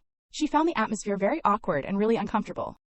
She wondered, why did the atmosphere suddenly become strange after this young lady arrived? I feel like a shrimp flailing between two whales. One side is flirting, while Theodore is giving short, to the point answers. But Renatus also had to give a fair assessment. This young lady was truly very beautiful, and that shimmering golden hair too. Even when she just smiled gently, she exuded gentleness and nobility. Her demeanor and purity reminded her so much of Sister Estella. It turned out that Renatus's standard of beauty was Estella. Renatus happily chatted with Theodore. "By the way, have you heard that Count Gemt has just built a very large greenhouse? They say that just one tulip branch grown in there is worth a whole month's salary for a worker." Hearing the young lady's words, Renatus had to ruefully acknowledge, "Everything she says is not like my sister's. She always talks nonsense." She thought, "I should quickly pour the tea and leave." But as Renatus placed the teapot on the table, she saw Theodore's hand trembling. She thought, "That is strange." Even if the Count's young lady does not capture Theodore's attention, he is not the type to tremble in front of a woman. And even if he liked her, he would confine her. Theodore's face began to turn pale. Renatus was alarmed because she saw his eyes turn red. This is bad. If he loses control here, it is going to be a disaster. Despite the young lady still laughing heartily, Renatus mustered all her courage to interrupt their conversation. She said, "I apologize, but today does not seem like a good day for tea." The young lady was extremely surprised, frozen, as if she did not understand what was going on. Renatus, seeing this, was astonished. Just those few words made all the friendliness disappear. On the other hand, it also implied that servants were not allowed to speak without permission. In that moment, Renatus suddenly understood why Pablo had suddenly become like this. Pablo seemed to realize that she had lost control of her expression earlier. She was afraid of losing her image, and immediately put on a cheerful and friendly smile again. Renatus looked at this scene, speechless in astonishment. Pablo spoke first, "Sir Theodore, since we have finished our tea, it is best to let this maid go out." Renatus, fearing that Theodore's condition would be revealed, immediately ran to stand in front of him, stammering to explain that Theodore was feeling unwell. If she was sent out now, it would definitely become a big deal. Pablo was about to say something more, but Renatus interrupted. "Miss, I will see you another day." Renatus did this for Pablo's own good. If Theodore lost control, things would get very complicated. Renatus tried to persuade her, "Sir Theodore is not feeling well, so I can't say anything more. Please understand." Pablo knew she would not get an answer from Theodore, so she stood up to leave. Pablo elegantly curtsied, "I will come again, Theodore." After Pablo left, Renatus quickly went over to check on Theodore's condition. Unaware that from behind, Pablo was watching her with a very scary look. Renatus anxiously called Theodore's name. "Are you okay? Say something." Theodore trembled, hugging himself. He no longer had the strength to speak. Renatus looked around. She needed to find a way to give Theodore her fluids. Seeing the teacup as the best option, Renatus intended to use it as a container and give it to Theodore. But before she could even touch the teacup, Renatus was suddenly pulled back by Theodore. Renatus's eyes widened as she saw Theodore's face getting closer. She fearfully closed her eyes, thinking Theodore would bite her. But after waiting for a while, the imagined pain never came. Renatus slowly opened her eyes, curious as to what had happened, only to see Theodore collapse against her. He was almost losing control at this point, breathing heavily. While Theodore was experiencing his outburst, he was still trying to control himself, using all his strength to prevent his body from crossing the limit, fighting alone against the unending curse. Looking at Theodore like this, Renatus could not help but feel sorry for him. She softly called Theodore's name. Then, she took the initiative to press her lips against his. Theodore's whole body immediately stiffened. Renatus was not much better, having taken the initiative to kiss someone and then freezing on the spot. The problem was that Renatus did not know what to do next. She had never even held a man's hand, let alone been in a relationship. In the novel she read before, the male lead always took the initiative, but now Theodore did not have enough strength to do anything. While she was flustered, a voice suddenly echoed in her mind, seemingly details from that book. At that moment, as I traced the thick, rough lines I had read, a strange sensation crept through my body. Her lips parted slightly, and taking advantage of the opening, his tongue darted in like a snake slithering through a fence. Renatus, like a machine, began to follow the details described in the book.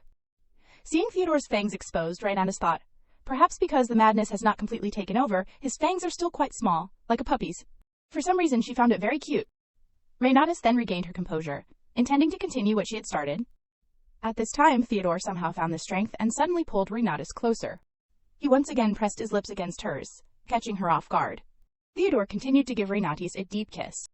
Having just regained some precious air, Renatus said, "If you keep doing this, you won't be able to breathe either." But before she could finish her sentence, Theodore pulled her back in for another kiss. The teacup was still there. If Renatus had managed to grab it, this scene probably would not have happened. She told herself, "This kiss is not beyond the treatment method.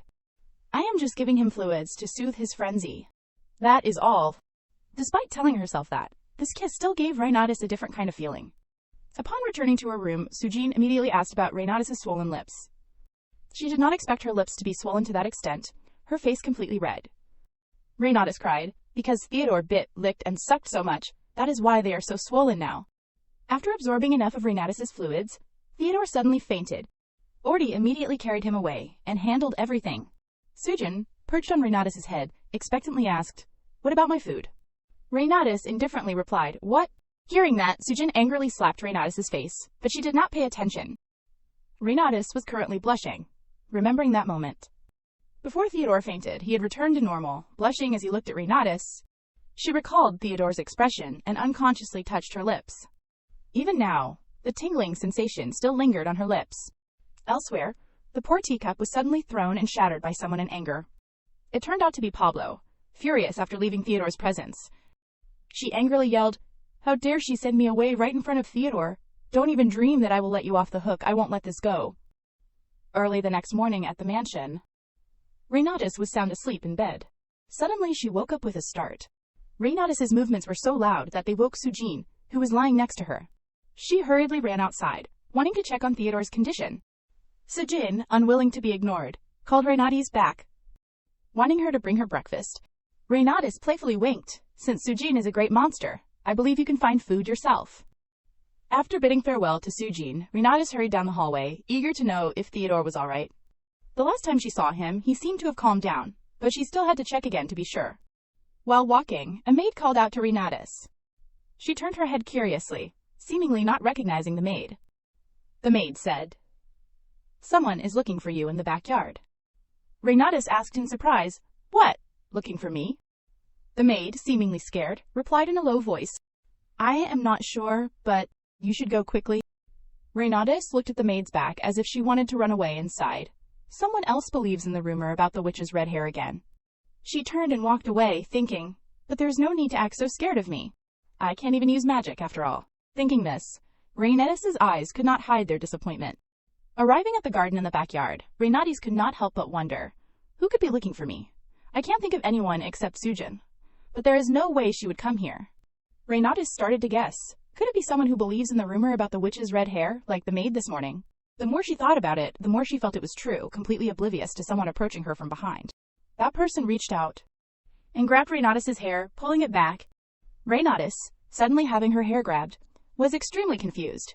She looked at the maid in front of her, asking who she was. Seeing the maid did not answer, Renatus directly grabbed a hand that was holding her hair. With just a light push, she broke free from the grip, simultaneously sending the maid flying several meters away.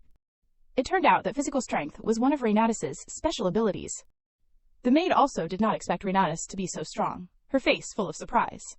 From afar, Renatus heard someone's voice. It was Pablo. She watched the scene before her, unable to hide her disappointment. Pablo yelled, "How pathetic, is it that difficult to catch a girl half your size?" The maid immediately bowed. "I apologize, miss." Pablo continued to grumble. "Because of the harsh sun, I had to stand over there, and now this too." She approached Renatus and started to speak condescendingly. "A lowly maid like you dared to dismiss me. How should I kill you to make you happy?" Pablo's face was smiling, but her words were filled with malice and indifference. Renatus, upon hearing this, could only stand frozen in place. She tried to explain the events of that day so that Pablo would understand, but she refused to listen. She only felt humiliated by Renatus' defiance in front of Theodore. Renatus did not know how to explain without mentioning Theodore's condition. As soon as she started to speak, Pablo cut her off. Elsa, who was the same maid, followed her master's orders and grabbed Renatus' hair again, forcing her to kneel. The reason Pablo gave for this action was very simple. Renatus dared to speak before getting her permission. Not stopping there, Pablo forced Renatus to lie on the dirty ground below. Renatus clenched her fists. Now she understood. Pablo did not care about her situation at all. She just felt bad, and then poured that bad feeling onto her. Thinking about being beaten, Renatus felt like she was back in the dark times before. In this situation, she could only do one thing. That was to beg for forgiveness. After a long time, Renatus, after being beaten, had to accept humbling herself before Pablo, earnestly begging for her forgiveness. Pablo, after listening, did not react at all. Renatus gritted her teeth. It seemed Pablo still had no intention of letting her go. Touching the wound, Renatus thought with a painful heart. I used to be beaten by my father, but no one treats me like that here anymore. Everyone here is kind, so I forgot that not everyone in this world is good. Pablo saw Renatus silent and coldly said, Who allowed you to stop apologizing? Elsa stepped forward to slap Renatus to vent her anger for her master. Seeing that, Renatus could only close her eyes and endure it. But after waiting forever and seeing nothing, Renatus opened her eyes again. Unexpectedly, someone had run over and stopped Elsa's action. Renatus' eyes widened as she looked at that person. It was none other than Instrud. What was going on here? Instrud held the maid's hand with a serious face. Renatus was also shocked. Instrud, why was he here? He sternly continued. This is the garden of the Caro mansion, a place outsiders are not allowed to enter freely. Please leave, he waved the maid away. She immediately got angry, raising her voice at him. Who are you to order me around? Do you know who this lady is? She angrily pointed at the young lady with the bright yellow hair holding an umbrella, standing right there. She also raised her eyes and looked at Instrud with a haughty expression. I apologize, Instrud humbly said. Because I am just a fanatic for swords and not good at socializing, he pouted, so I do not know who this lady is. The maid gritted her teeth. This damn rude bastard. He then introduced himself. I am Instrud de Glossus, the personal knight of Lord Theodore. Please understand that I am protecting the security of this mansion. Lady Pablo looked at him and thought to herself, de Glossus, he must be the son of a noble knight. Unconsciously, she gave a small smile. And I am Camilla de Pablo. She no longer appeared haughty, but instead smiled brightly as she introduced herself. Yesterday I came to have tea with Lord Theodore at the Viscount's invitation. Renatus was also taken aback, speechless at her rapid change. What? Where did the bitch who was glaring at me just now go? Her attitude changed as soon as she met Instrud. Is it because he is close to Theodore? But, unfortunately, there was a small accident. During that tea time, Pablo looked unhappy again. She put all the blame on Renatus, so I just came and gave a little guidance to this maid, the one who caused the chaos. Her face was smeared with scratches, but she looked up at Instrud firmly. No, I never had that intention. I am innocent. Instrud immediately stepped into a dilemma. I understand the lady's feelings. Hearing him say that, Renatus felt like she was struck by lightning. She bowed her head in pain, suppressing the pain. That is not how it happened. I was just trying to save Theodore and her. If Sister Estella were here, she would always be on my side no matter what I did. She comforted herself, suppressing the pain. Do not cry. I have to get up even without her. Just me, Instrud continued, however. Lord Theodore has great respect for those who belong to him. He knelt down and helped up the stunned Renatus. If you also want to belong to him, at least you should know that. She still could not help but turn to look at him in shock. Instrud. Why suddenly? Pablo scoffed. That is wonderful, is not it? You are saying that dirty servant is one of Lord Theodore's people. Instrud also extended his hand for her to take. Take my hand, he reminded. Renatus slowly reached out to him. Hand? Why hand? Her face flushed. Instrud smiled and said, She is not just a simple maid. Renatus' face flushed even more, and she did not dare to raise her head. What I want to say, only the person who will walk alongside Lord Theodore in the future can understand. Instrud gently helped her up. Renatus was still confused. What are you talking about? How dare you provoke Lady Pablo while she is still standing here? Her expression was no longer haughty, but instead numb with anger. She huddled against Instrud in shock. I am so scared, mister. Instrud? Renatus bit her lip and looked at him. Honestly, she did not understand why Instrud went this far. But the truth was that he, a nobleman, was on her side. This would be a big explosion inside Lady Pablo. It made her feel so relieved. She looked happily at her hand, resting in Instrud's palm. Pablo tightened her grip on the umbrella handle. Enough. The lady turned away abruptly. I will ask Lord Theodore directly later. The maid beside her also turned away regretfully. It seemed that the maid had received enough guidance. That is it for today. Instrud successfully helped her up. Renatus was also startled. They were more willing to leave than she thought. She glanced back, but it seemed there was someone else who needed guidance. She looked at her in astonishment. She watched as she left the garden. Renatus became even more panicked. Oh my god. What should I do? Just because of me? Instrud had to say those things. She felt even more regretful. Instrud came over. He also stepped forward and asked, "Are you all right?" His tense expression was evident on his face. "I am fine," but Instrud cared about her more than she thought. "You do not look okay at all. Your lips are all scratched. Your face is smeared with wounds, too." Instrud looked even closer. "It is also swollen here. Your hands are all scraped. We need to get you treated quickly. Follow me." Being dragged away by him, Reinatus did not dare to resist, obediently following. All right. Looking at his back, Reinatus also blushed and became lost in thought. I think I understand the feeling of being moved by a warm, supporting character. Meanwhile, Theodore was strolling down the hallway. Strange, he did not understand. Something was not right about this. The last time he was seized by the possessive disorder, his memories were very vague. But why was it so clear this time? This, Theodore could not understand even more. He leaned against the wall, still feeling confused, so he decided to go find her. At that moment, in Theodore's room, he felt even more awkward. It was because he was not completely controlled. Maybe he needed to talk to her now. He walked towards the door, but strange sounds came from inside. "It hurts," Theodore frowned. This voice was, "Do not act like I can't do anything," he thought to himself, Instrud. "Now open your mouth wider." More amorous sounds came. He could not help it. He kicked the door open and accused them. "What are you doing?" Before his eyes was the scene of Instrud applying medicine to Reinatus. "Theodore," she called his name in surprise. "Why are you here? Are you okay?" Theodore focused on the medicine stick near her mouth. He froze for a moment. Applying medicine, treating, ointment, all over the mouth. Theodore's face immediately flushed. "Theodore," he entered, but just stood stunned at the door. He did not know what to say. He was embarrassed for misunderstanding such trivial things. "Please continue." Reinatus froze. "What, are you leaving already?" "Lord Theodore, what is the matter?" Instrud was also taken aback. Reinatus watched him. "I do not know what happened, but I am glad to see he is okay." A man saw Theodore strolling down the hallway and called out. He followed him, constantly saying, "Lord Theodore, do you know how long I have been looking for you? I panicked when I could not find you in your room." Orty panicked even more. Why was not he saying anything? He worriedly touched his shoulder. "Or are you feeling unwell again?" His flushed face appeared before his eyes. "I am fine." He immediately shouted in worry. "Lord Theodore, are you sure you are okay? Your face is very red. You should go back to your room immediately." "I will call a doctor right away." He became even more worried, chattering. "Meanwhile, you should quickly call someone to bring something easy to digest or nutritious to eat. Or if you want to eat something, pudding." He finally spoke. He replied yes. Theodore repeated, "Pudding." A piece of pudding appeared before her eyes.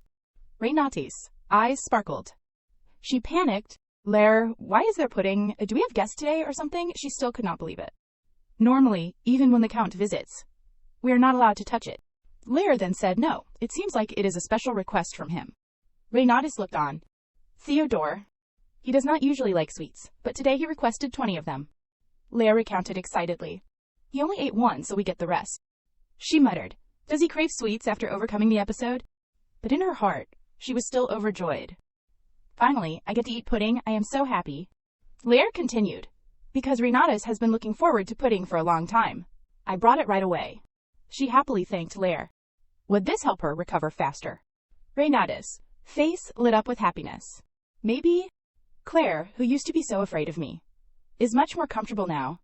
Although she had made mistakes, Orty scolded her, and whenever she got scolded, I was there too. Claire, with tears and snot streaming down her face, looked at Reinatus. "So we have been scolded together countless times." Reinatus also reminded Lair carefully, "Please tell Aunt Rita not to worry too much." "Thank you," Lair confided in her. Orty looked like he wanted to punch Reinatus, but actually it is because he cares about you. In her heart, she thought differently. No, it is probably because of Theodore. Then I will excuse myself. Remember to rest. And be careful where you go. Before leaving, Claire reminded Reinatus of a few things. Obviously these injuries were from that fight, but Claire still believed her lie that she fell and hurt herself. Reinatus hugged the plate of cake. "I also have Instrud. It turns out I am not alone. As I thought." Sujin appeared, looking at her and yelling, "You look terrible." Reinatus was annoyed. Sujin kept asking frantically, "What happened to your face? What happened?" She immediately thought of an escape plan. Quickly get out of this troublesome situation. She smiled brightly and turned to call. "Sujin, look quickly, it is pudding." It is very delicious. Let us eat together. Sujin immediately jumped up. What, are you crazy or something? How can you still be excited about eating while your face is all messed up like this? People will think you are a monster and come here to arrest you. Renatus felt a pang of pain in her heart. It is not that bad, is it? But I am also glad that you care about me so much. It makes all the effort I put into feeding you every morning and night not in vain. Sujin was speechless. What? It got furious. Who dares to make my subordinate look like this? Tell me quickly. Who? Sujin asked sharply. Tell me straight to my face. Renatus turned away to avoid the trouble. I do not know. Renatus had to tell a little. It is because of yesterday's incident I chased the Count's daughter out of the room, so I guess she held that grudge and caused this. Sujin was furious. So your injuries are from a fight? What is that bitch's name? Where is she? Renatus could not stand it anymore, pushing its head. Don't pay attention to it anymore. Stop talking about this. What do you mean, stop it right now? She called it softly. Sujin? I do not want to talk about those who hate me, to the point of using force on me. I just want to remember those who cherish me, and those I cherish. It was Instrud who saved me and treated my wounds. It was Claire who brought the pudding and told me to rest well. And Orty and Aunt Rita too. They both worried about me, and more than that. You were angry on my behalf, Sujin. Its face flushed. You? Renatus teased. You look like you are moved by my words. Don't even dream of it. It tried to change the subject. Who said I was moved by those words? Renatus secretly smiled. Sujin was embarrassed. She fed it the first piece of cake, so we are still eating pudding together, right? How is it? Is it good? It looked happy. Compared to what humans make, this is not too bad. All right. She asked again. So do you like it? I will also have a bite. Renatus looked happy. Oh, by the way, I almost forgot to mention the most important name. Renatus's face was visibly happy as she put the spoon in her mouth. So delicious. Her heart was filled with happiness as she took a bite of the cake. Theodore, get ready to go, he reminded. Yes. Renatus was currently with him, not understanding what he was saying. What should I prepare? He slowly stood up. You said you have not used the money I gave you before, right? Now we need it. After hearing this, she felt like she was struck by lightning. But that is my emergency fund. A few hours ago, we need to strengthen security in the annex areas. Instrad made the suggestion to him, but he replied, the authority to allocate security forces belongs to Count Caro. He silently thought. He still referred to his father as if he were a stranger. Instrad nodded. I understand, but as your personal knight, Lord Theodore, I want to offer my opinion based on what has happened. Even though those areas are just annexes, they are still within the Caro mansion. The security force can be smaller than the main house, but it can't be too thin or non-existent. What if we can't react in time to unexpected situations? Theodore frowned. What do you mean by unexpected situations? After careful consideration, Instrad continued. Actually, yesterday, I discovered a strange guest in the garden of the annex. Or perhaps I have not been introduced to them yet. Theodore became even more confused as he listened. She claimed to be Lady Pablo. He was stunned. Yesterday, not the day before yesterday. He asked again to be sure. Instrad affirmed, yes, yesterday. Impossible. He frowned. She was invited the day before yesterday.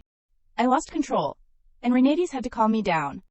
Theodore's face involuntarily flushed again. Why did she appear in the annex yesterday? He turned away to hide his current expression. Instrad was tense.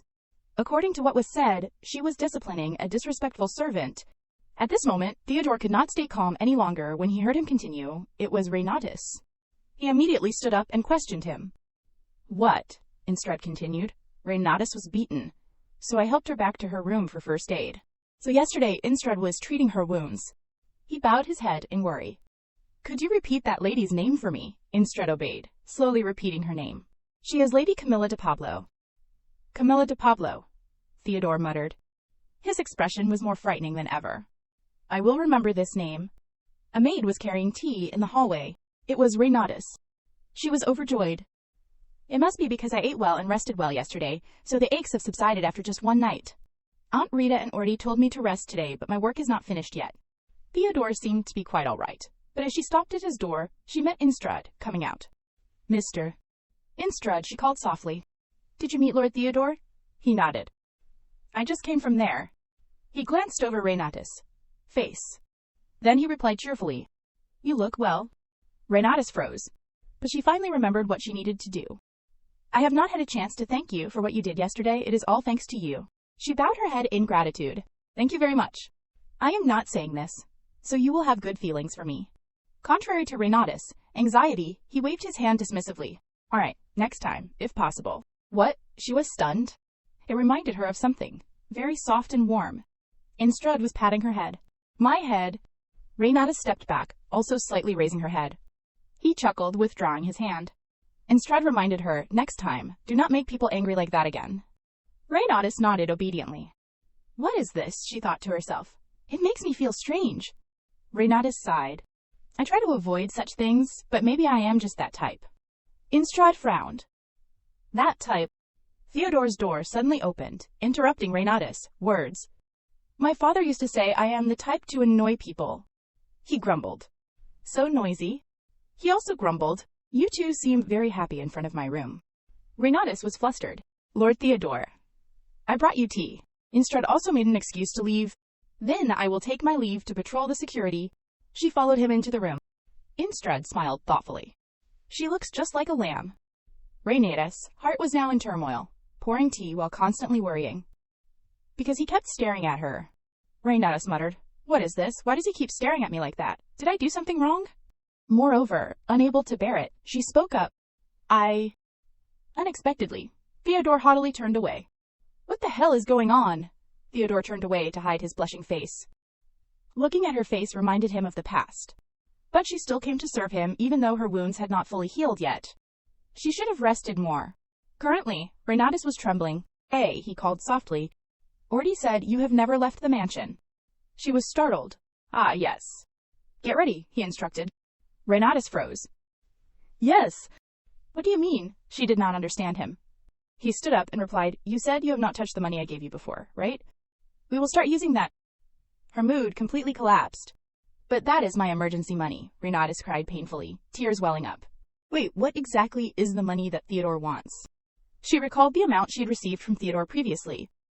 But today is not payday, Renatus wondered, so he replied. It is bonus money.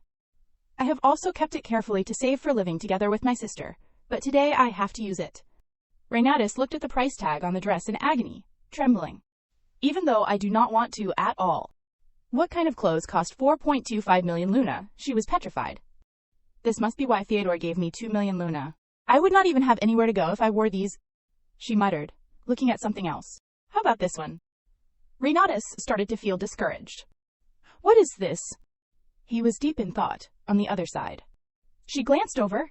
Is Theodore thinking, since you did not want to leave me, you have never gone outside. Luckily, I have business at the shopping district today, so let us go together. Renatus was speechless, but she only cursed inwardly. It is not that I do not want to buy, but I can't afford it. And now he is telling me to buy things at a luxurious place like this. At this rate, I will have to pick something cheap and get out of here.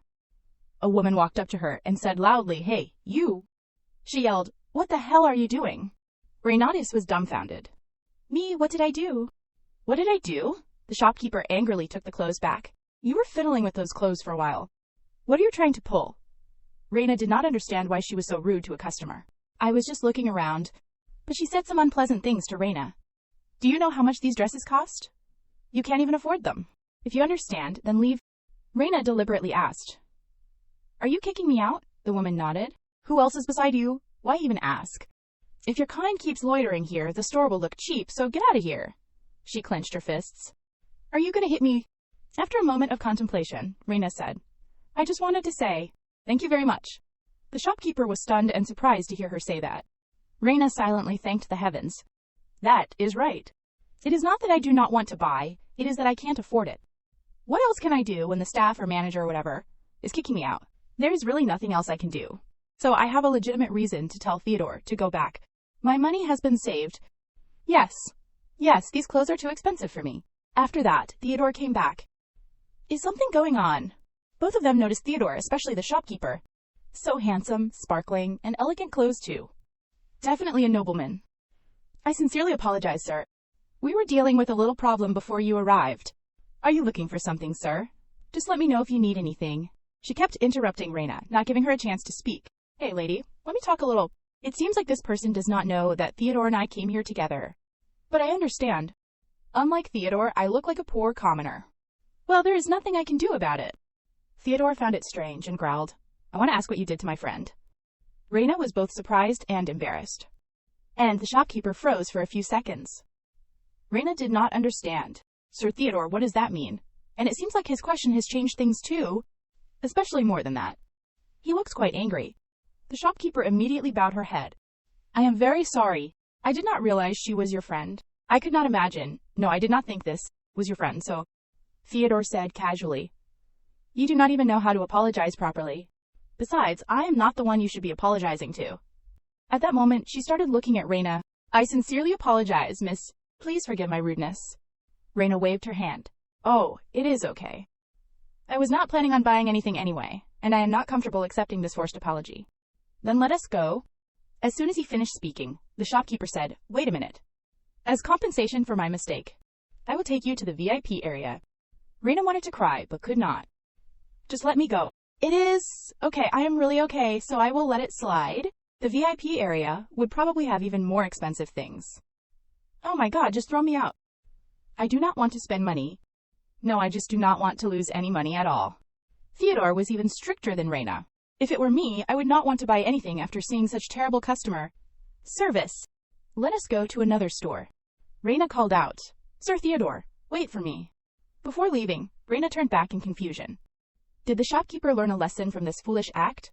Reina thought, is this the feeling of being protected by the male lead in a novel? It is truly refreshing. Even Instrud felt anxious at Theodore's attitude. Take us to another store that sells women's clothing. Instrud was curious. That was the biggest store? Wasn't it satisfactory? If so, I will take you to another store. Probably more expensive, but... Suddenly Reina interrupted. Wait a minute. Sir Theodore, it is getting late, we should go back. Instrud added. But the sun is still shining brightly. Theodore guessed it was probably due to what happened in the store earlier. I will accompany you in the next store. Reina grimaced. But if we do that, I will have no choice but to buy something. I do not want to tell Theodore, who is both the owner and a nobleman, about it. There is no other way, Sir Theodore. I like money more. Theodore was stunned. What are you talking about? Reina spoke rapidly. I am very grateful for your kindness, Sir Theodore. I understand that you wanted to compensate for my old dress with a new one. But for me that money is very important for my future. It is much better than a dress that I would not even have the chance to wear. Instrud, about to laugh, was pinned down by Reina's stare. She said sincerely, really? Once everything is settled, Sir Theodore is completely healthy. When everything is over, I want to leave the mansion to live with the person I love. Theodore felt a pang in his chest. Reina did everything for her love, Estella. Instrud was slightly surprised that she had someone in her heart. The three of them had different thoughts. Theodore did not press her further. Let us go back then. Reina was extremely grateful. Yes, I am so glad. It seems my sincerity has been understood. My money has been saved. I did not do anything, but I am still tired. I want to go back and rest immediately. Reina immediately fell asleep in the carriage. Theodore looked at her, thinking, she must be very tired. I can't believe she fell asleep as soon as she got in the carriage. Is she uncomfortable? Reina continued to sleep without any movement, while Theodore kept tossing and turning. When everything is over, you want to be with the one you love. Theodore repeated her earlier words. When she mentioned that last part, she looked very happy. The day the frenzy seized Theodore, he seemed to give up when he knew that terrible fate had come for him. He had almost seen the end. Clearly, he too would have a tragic ending. Which is worse, a painful death, or no one mourning when I leave this world? Why do I even care about it? In the end, both are waiting for me. His parents called Theodore a monster. Living a life without a glimmer of hope, he no longer wanted things to go his way. Today was the same. Actually, those clothes were to make up for my mistake. I just wanted her to feel better because the guilt was consuming me. It was my fault she was beaten so badly, but in the end, she was the one who forgave me again. Reina felt uncomfortable and muttered in her sleep. My hair is so itchy. Theodore helped her brush her hair aside. Reina continued to mumble in her sleep. I do not like it at all. Theodore slowly withdrew his hand. Well, if my frenzy had not erupted, she would not have been dragged to this mansion and beaten like that. She must hate me very much. Reina was dreaming of something. I can't eat anymore. I can't take it anymore. My stomach is about to burst. No more. Then I will eat pudding. It is unknown what Theodore was thinking as he saw this scene. Witches are simply tools to soothe the frenzy. Father said so I eagerly took her lips at that time. Because a witch's magic can soothe that crazy thirst. That is what I thought. The carriage suddenly shook violently. Theodore was very close to Reina. He just looked at her and chuckled. Then Theodore called out to Instred outside. Instred cheerfully replied, "Yes, Sir Theodore. Do you need anything?" Theodore wanted them to drive a little slower. Instred said, "But then we will be quite late when we arrive." Theodore instructed, "It is okay to be late, just slow down and be safe." Theodore had never heard of a witch who could see and have a warm heart, let alone give others hope. "But somehow, when I am with her, I have a feeling that a gentler ending awaits me. Is it because of your magic?" A moment from Theodore's childhood suddenly flashed back. Seeing him crying like that, a man came over. "Why are you crying?" "Don't want to talk. All right, get up and let us go home." Theodore's eyes suddenly became distraught. Blood was all over the man. Even Theodore's hands were covered in the liquid. Guilt welled up. Poor Theodore, the child who inherited the cursed blood. The heir of the great Caro. "You are just like me. Hope, or things like that. It is all meaningless. You can't escape this fate." Theodore's eyes widened. What is this feeling of fear? His whole body seemed devoid of any life or hope. Reina was about to cover him with a blanket, when Theodore suddenly woke up from his nightmare. "Reina, what are you doing?" Reina kept glancing around. "I was not doing anything. I just brought up some warm tea, but you fell asleep, so I thought I should cover you with something." Theodore breathed a sigh of relief. "A dream." Reina looked quite flustered. "I really just brought up a blanket. The weather has been changing constantly these days, hot during the day but quite cold at night. So I was afraid you would catch a cold. My sister always says it is easy to get sick in this kind of weather." Theodore said, "It seems you and your sister love each other very much." Reina said excitedly, "Of course. Do you know how kind my sister is? She raised me from when I was little until now." Theodore wondered, "How old were you when she started raising you?" Reina recounted, 22. "My mother passed away when I was very young. It would be troublesome if I kept talking about family matters like this. I do not remember my mother anymore, and I do not want to mention my father. Moreover, if he starts getting interested in my sister, then it is over. That haunting story will begin. No more talking about family. But hey, Theodore, you are an only child, right?" The reason for Theodore's ferocious behavior was not mentioned in the novel, only that he was the sole heir of the Caro family, so he must be an only child. Theodore's reply surprised Reina. "I have an older brother." Reina thought it was a younger brother, but the novel did not say that. If so, then why was Theodore the heir? Normally, the eldest son should be the one. Could it be that he was so rude and insolent that he was not granted the right of inheritance? Since the novel did not say anything, it could be because he left the mansion long ago to follow his heart with a commoner woman. Theodore said there was only one. So where is he now? Theodore's reply stunned Reina. "Dead. 18 years ago, because of the frenzy. Right in front of my eyes." Upon learning that Theodore's brother had died from the frenzy 18 years ago, Reinatus trembled with fear. She could not believe it. Isn't this too sudden? Suddenly, there is a dead older brother, and he died because of the very same frenzy. Then she mustered the courage to ask Theodore, at that time, could not they find someone like me? Theodore replied, no, they could not find one. Hearing this, Reinatus was very confused.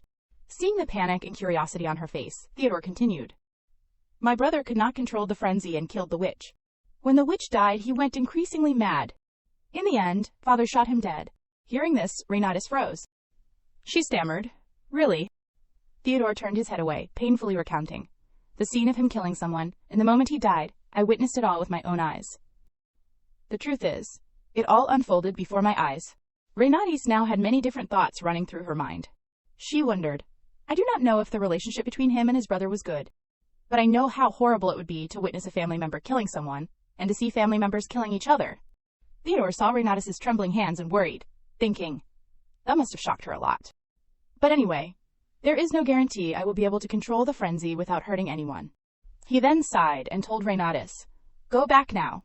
But before he could finish his sentence, she stepped forward and wrapped the blanket around him. Theodore was very surprised. What is this? What are you doing? Reinatus patted his cheek and comforted him. It is okay. Theodore, I guarantee you, you won't do those things. From now on, only good things will happen. I am very healthy, so there is no way I will die that quickly. But her getting so close to him made it a little hard for him to breathe. Realizing her strange actions, Reinatus was so embarrassed she wanted to disappear into the ground. She stammered, this is, something like a happy roll. Don't you feel very comfortable when you are wrapped up like this? Theodore was confused. I do not quite understand. Reinatus quickly regretted it, apologized, and fumbled, trying to explain. But I did not mean anything bad by it. I just thought it would be more comfortable. You know. Hearing her clumsy explanation, Theodore smiled and said, "It is warm." Scene change. A quiet, peaceful night. Sujin had been fast asleep for a long time, but Renatis could not stop thinking. Honestly, what was I thinking, acting like that? It would have been easier to just keep quiet and ignore it. But he is my master. How could I just stand there after hearing a story like that? 18 years ago. Theodore was about 6 years old then, right? I know that no male lead in a dark story does not have a painful past, but this is too much. Now everything makes sense. Renatus wondered, where did these strange feelings and sadness I felt from Theodore come from? Why can I see an abandoned child in his eyes? It is all because that child is still inside Theodore. How did he go through something so terrible? If there is ever a time, even if it is just a 1% chance, no, it is very rare that it happens. Renatus imagined some very unique scenarios. If I saw my sister kill someone, I would panic and ask fearfully, "Sister, what did you just do?" She would say, "You saw it, right? Let us have tomato soup tonight." Renatis chuckled, thinking, that is not it. My sister is too kind, so I can't imagine it. Then she thought of another scenario. Calm, with a knife in hand, a face showing the coldest expression in the world. Step by step, approaching the target. My sister is so beautiful. Just as I predicted about her. How can she be both kind and cold like that? An icy beauty. Suddenly, Renatis woke up and frantically punched her pillow, startling Sujin awake. Sujin asked helplessly, "Is it finally time for you to go crazy?" Renatis asked in surprise. "You are awake, Sujin." Sujin grumbled irritably. "With all that racket right next to me, how could I sleep?" Renatis explained sadly, "I am sorry. She is too perfect. There is nothing I can do." Sujin said angrily, "First, you should shut up. It will be quieter that way." Hearing this, Renatis also got annoyed and shouted, "You slime!" Then lowered her voice and said softly, with this situation, Theodore will continue to be a suffering child and have a tragic life. That would be so sad, so I want to do something for him." Sujin wondered, "Theodore, you mean the owner of this house? You want to make him happy?" Renatis' eyes lit up like headlights. "Exactly." Sujin continued, "He is rich and has a better life than you, so why are you worried?" Renatis froze after hearing that. She exclaimed, "Happiness can't be bought with money." She did not understand why she said that so truthfully in the heat of the moment. Sujin chuckled. "He can't buy it only because he does not have enough money." Renatis was shocked, as if struck by lightning. She was in immense pain. Why does this slime suddenly understand humans so well? I am still happy living with my sister, even without money. But the more Sujin spoke, the more annoyed Renatis became because it was so true. It said, "If you had more money, you would even be happier than living with your sister." She said angrily, "You are right." Renatis was still resentful. "Damn it, I want to refute it, but I can't, because it is so true." Sujin calmly said, "There are ways to make people feel better, even without money." Sujin confidently said that women would make men happier. Renatis, annoyed, yelled, "You damn bastard, how much do you know about humans?" In her flustered state, she forgot to rest. She pulled Sujin the slime's face and said, "What are you talking about? I want to make him feel better, but I do not want to do anything weird like that." "Where did you learn such things?" Sujin screamed in pain. Renatis, feeling worried, softened her tone. "It is just a massage. What are you so embarrassed about?" The two argued. Sujin said angrily, "I am talking about a massage. What else would I mean?" Renatis retorted. "Then why did you bring women and men into it when you just wanted to mention a massage? Am I the only one who misunderstood?" She continued, "It would be weird for a man to get a massage from another man. Just thinking about a rough guy touching me gives me goosebumps." Sujin started to understand. Sujin said, "But anyway, a massage will make him feel better, and when he feels better, he won't be sad anymore." Renatis was stunned. She squeezed Sujin's face. "That is right, you are so smart," Sujin excitedly said. "What is with this sudden enthusiasm? Don't drop me." Renatis praised Sujin. "You are a genius." Sujin's eyes sparkled, hesitantly asking, "I am a genius." She hugged Sujin, jumping up. "That is right. What is the opposite of a dark story? A sad story. It is the main character finding happiness in life. This is a healing story." Sujin exclaimed, "I am a genius." Renatis said joyfully, "I will make this novel pink." Sujin did not understand what was happening. She said, "But how exactly do you heal?" Suddenly, she let go, dropping Sujin. "I used to read a lot of romance novels, but none of them were peaceful. Because my taste in my past life was, whether it was an emperor, a general, a merchant, a CEO, an accountant, a manager, a werewolf, a furry, a devil, a vampire, or even in fantasy romance, classical romance, modern romance, even boy love. I only liked the obsessive, crazy, manipulative ones. And in the end, I liked them becoming the most terrible demons. That is what I liked back then." Reinatis lay down helplessly, screaming, "I should have deleted my search history before I died and taken that warm little trash can with me." She muttered, "Come to think of it, I can remember the details of the books I read in my past life, but I can't remember how I died. Is it blurry because it is something unnecessary to recall? Was there an accident or was I sick? Me in my past life." Then Sujin angrily yelled, "Hey!" She came to her senses, bewildered. "What are you saying? Why are you suddenly like this? Suddenly yelling at me? How dare you treat me like that? All right. I am sorry for dropping you suddenly," Sujin said. "Were you going to stop praising me?" Renatus froze, thinking, "This guy." She sighed. "It is my fate. You seem to be in a good mood." Sujin was happy to be hugged and caressed. She thought, "Oh, right. It is true that I in the past was still me, but I am not like that anymore. My life in that world is over, and the most important thing now is me in the present. So let me try to make this world warm." But, she pondered, what exactly are healing stories anyway? How do I achieve that? She screamed on the bed, stuck again. Sujin beside her said, "This crazy woman, what is wrong with her again?" "Sujin, when do you feel the best?" Sujin said. "Me." It imagined, "When this whole world is ruled by me, everyone must kneel before my crown. It is when I rule the world." Renati said, "When talking about happiness, that is the furthest thing. Is there nothing else? Stop being a monster. Be a human." Sujin said, "How can I be a human when I am not even that species?" She was helpless. That is really... So what if you give him something delicious? True happiness. But Theodore definitely eats better things than me. Sujin said, "Oh, and I also like sleeping with you. As I said before, there is a strange scent coming from you. Very sweet and warm, it makes me very comfortable. So I think I will have good dreams if I lie next to you." Hearing that, Renatus blushed, surprised. She exclaimed, "Sujin," then hugged it. "You have such lovely thoughts too. I am not lonely because I have you by my side." Sujin said, "What is with this sudden reaction? Enough, so can we go to sleep now?" A moment later, she lay down. But in her head, she was still thinking, right, how can I guess what Sujin is thinking? Delicious food and sleep. The scene changes to the next morning. Lair, bringing breakfast to Renatus, was very startled. Seeing Renatus's lifeless expression, Lair worriedly asked, "Oh my, what is wrong with your face?" But Renatus just laughed it off. Lair continued to ask, "What is wrong?" Renatus sadly replied, "It is nothing, just some things on my mind." It turned out that since that day, Lair had become closer. She always cared and gave Renatus a lot of advice. Would it be better to rest a bit? Renatus felt incredibly warm, thinking to herself, "Now this is healing me. Lair is so kind." Lair told Renatus, "I have planned to have a light snack and then go to work.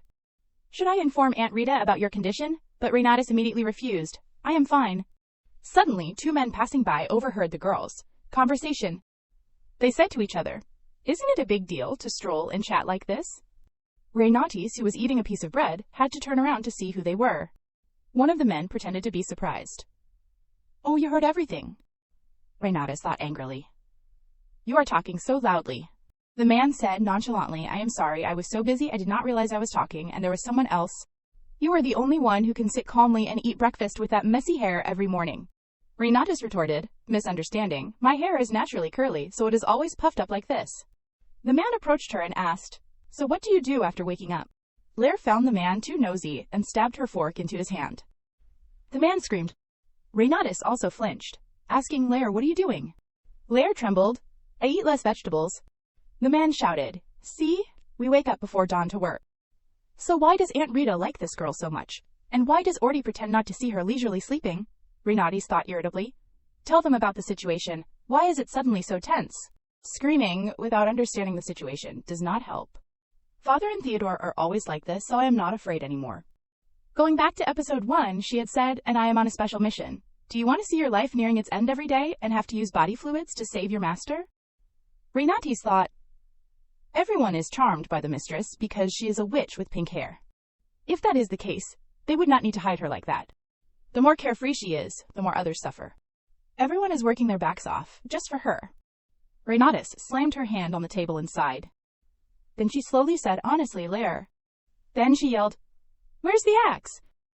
Renatus bowed her head and called, "Claire." "Where's the axe?" she cursed inwardly. Healing novels are really difficult. Claire stammered, "Axe?" She looked at the pitiful face that wanted to convey to Renatus, "Rina, violence is not the answer." Very quickly, the group arrived in front of the wood-splitting axe.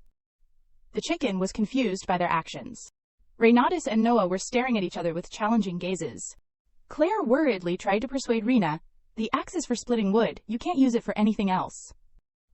Renatus was puzzled. What is she talking about? Renatus pointed at Noah's face and yelled, Hey you! You said chopping wood every morning is tiring, right? Then today I will chop enough so you won't have to do it for a while. Noah immediately asked back, Do you know how much firewood this land needs every day? A small girl like you, how can you chop wood? And if you complain to Orty that I told you to chop wood, do you think I will let it go? Renatus clenched her fists, cursing inwardly. Now I want to chop something other than wood. Thinking, she asked, How about this? If I chop more wood than you in a minute, you will never criticize my work again. Noah asked irritably, Why should I agree to such a bet? Renatus surprisingly replied, If I lose, I will give you 20% of my monthly salary. Noah did not expect her to make such a big bet. Claire cried out to the heavens as Renatus continued, If you are not confident, you can back out, no problem. Noah chuckled and said, All right. If you win, I will make sure no one else says a word to you about it. Renatus was satisfied. Great, then it is a deal. I will go first. Noah sneered, thinking, Even if you cry and beg later, your salary will still be mine. My personal record is 12 pieces of wood in a minute. You think you can beat me with those tiny hands? Probably only used to small axes, huh? You probably can't even lift the axe, let alone... The image in front of him made his jaw drop. For those who may have forgotten, remember one thing. Rena is the strongest kid in her village. The scene shifts to Theodore's quiet side profile. The guard asked him, Why do you ask, Sir Theodore? Theodore shook his head. No, it is nothing. Orty thought to himself. But it seems he can't turn the page of the book in his hand. Just then, Theodore called Orty's name and asked, Do you know what Happy Gimbap is? Orty looked dumbfounded and asked back. Happy Gimbap, Theodore said. If you do not know, it is okay. He remembered what Renatus had said to him at that time. Sighing to himself, I should ask Renatus about this after all. This is just out of pure curiosity. It is not like I am expecting anything. Thinking about it now, what would Renatus do besides making tea for me? And she is busy defeating that man. The spectators watching the match were terrified. Their gazes were fixed on Renatus, whispering, Unbelievable, that girl really chopped 28 pieces of wood in just a minute. Noah only achieved 10. Where does that strength come from? Do natural witches have such powerful strength? At this moment, Renatus spoke up. All right, now you have to keep your promise. She sighed. That arrogant guy. Now he won't be able to cause trouble anymore. At this time, Claire called Renatus. Let us go back. Renatus turned and looked at Noah with bullet-like eyes. This guy did not even let me finish my breakfast. Claire quietly asked Rena, Are you hungry? Should we check if there is anything left in the dining room? Seeing the two gradually leaving, the rest of the crowd whispered to each other, But, is she really a witch? She did not even use magic, just strength. Even Claire said she is a good person. She seems like a pretty normal girl. Renatus shouted at that moment, I want kimchi fried rice. Claire did not understand what kimchi was. Renatus wondered in distress. Am I so hungry that I crave all the food I ate in my past life? Tteokbokki, bulgogi, kimchi stew. Claire was still wondering. What is kimchi, Rena? Renatus listlessly replied, Something that would make me happy right now. The more I imagine it, the hungrier I get. Suddenly, a thought flashed in Renatus's mind. Happiness. That is right, why did not I think of this before? If Theodore has already eaten something delicious, I just need to give Theodore something he has never tasted before. Suddenly, everything became clear. Thinking, Renatus called, Claire, let us go to the kitchen right now. Hurry, hurry. Claire, following behind, was extremely confused. Why the kitchen, and not the dining room? A while later, Theodore frowned and said, I am pretty sure this is supposed to be tea time. What is this giant thing? Renatus excitedly replied, It is a snack, you could say, but it could also be considered a meal. Ah, of course, I have also prepared tea. I made this especially for you, Sir Theodore. So she put her hand on the lid and lifted it. Please enjoy it to the fullest. Theodore's eyes widened in surprise. It turned out that a few hours earlier, Renatus had pulled Claire along to the kitchen. They went to the kitchen together to make Korean food. But there was a problem in cooking for Theodore. Renatus suddenly remembered, to make bulgogi, soy sauce is essential. How can I make it? Then let us switch to the soul food of Korea, to tteokbokki. Do you think there is gochujang here? The biggest problem is that there are no ingredients to make Korean food. Seeing Renatus's dejected spirit, Claire worried, Rena, are you okay? Renatus thought to herself, what about the cooking characters in healing novels? How can they survive by making tteokbokki, doenjang stew, and chicken in places like this? Ah, chicken. Yeah, if it is chicken, we can make it with the ingredients here. Renatus quickly made up her mind. Then let us make fried chicken. Seeing Claire so excited, Renatus turned to look at her, then asked, Claire, do you know about fried chicken? Claire nodded, yes. Sir Theodore does not really like fried food, so we do not make it often. But sometimes the chef makes fried dishes. Renatus asked in a panic. Sometimes he makes fried dishes. Claire replied. The recently fried battered fish was also delicious, was not it? Renatus blamed herself. How could I be so stupid to think that this world does not have chicken, Claire added. But for such a high-class dish, we need to ask the chef's permission. Renatus remembered. What about seasoned chicken that has never been made? In this case, how about making seasoned chicken? Renatus was pleased with her own cleverness. The next second she was devastated to realize they do not have gochujang. Back to square one. Claire was worried seeing her so miserable. Rena, are you really that hungry? And so they boiled spaghetti, which was easy to find here. They mixed it with tomato sauce and the chef's special cream sauce to create a pink sauce. Instead of gochujang, they added red pepper powder, and to create sweetness, they added a lot of sugar. To get a chewy texture, squid was added instead of fish cake. Rena's special spaghetti tteokbokki was complete. We recommend you do not try this at home. Back to the present, Theodore grimaced and asked, What is this? Renatus said excitedly. It is a special dish from my hometown, in my past life.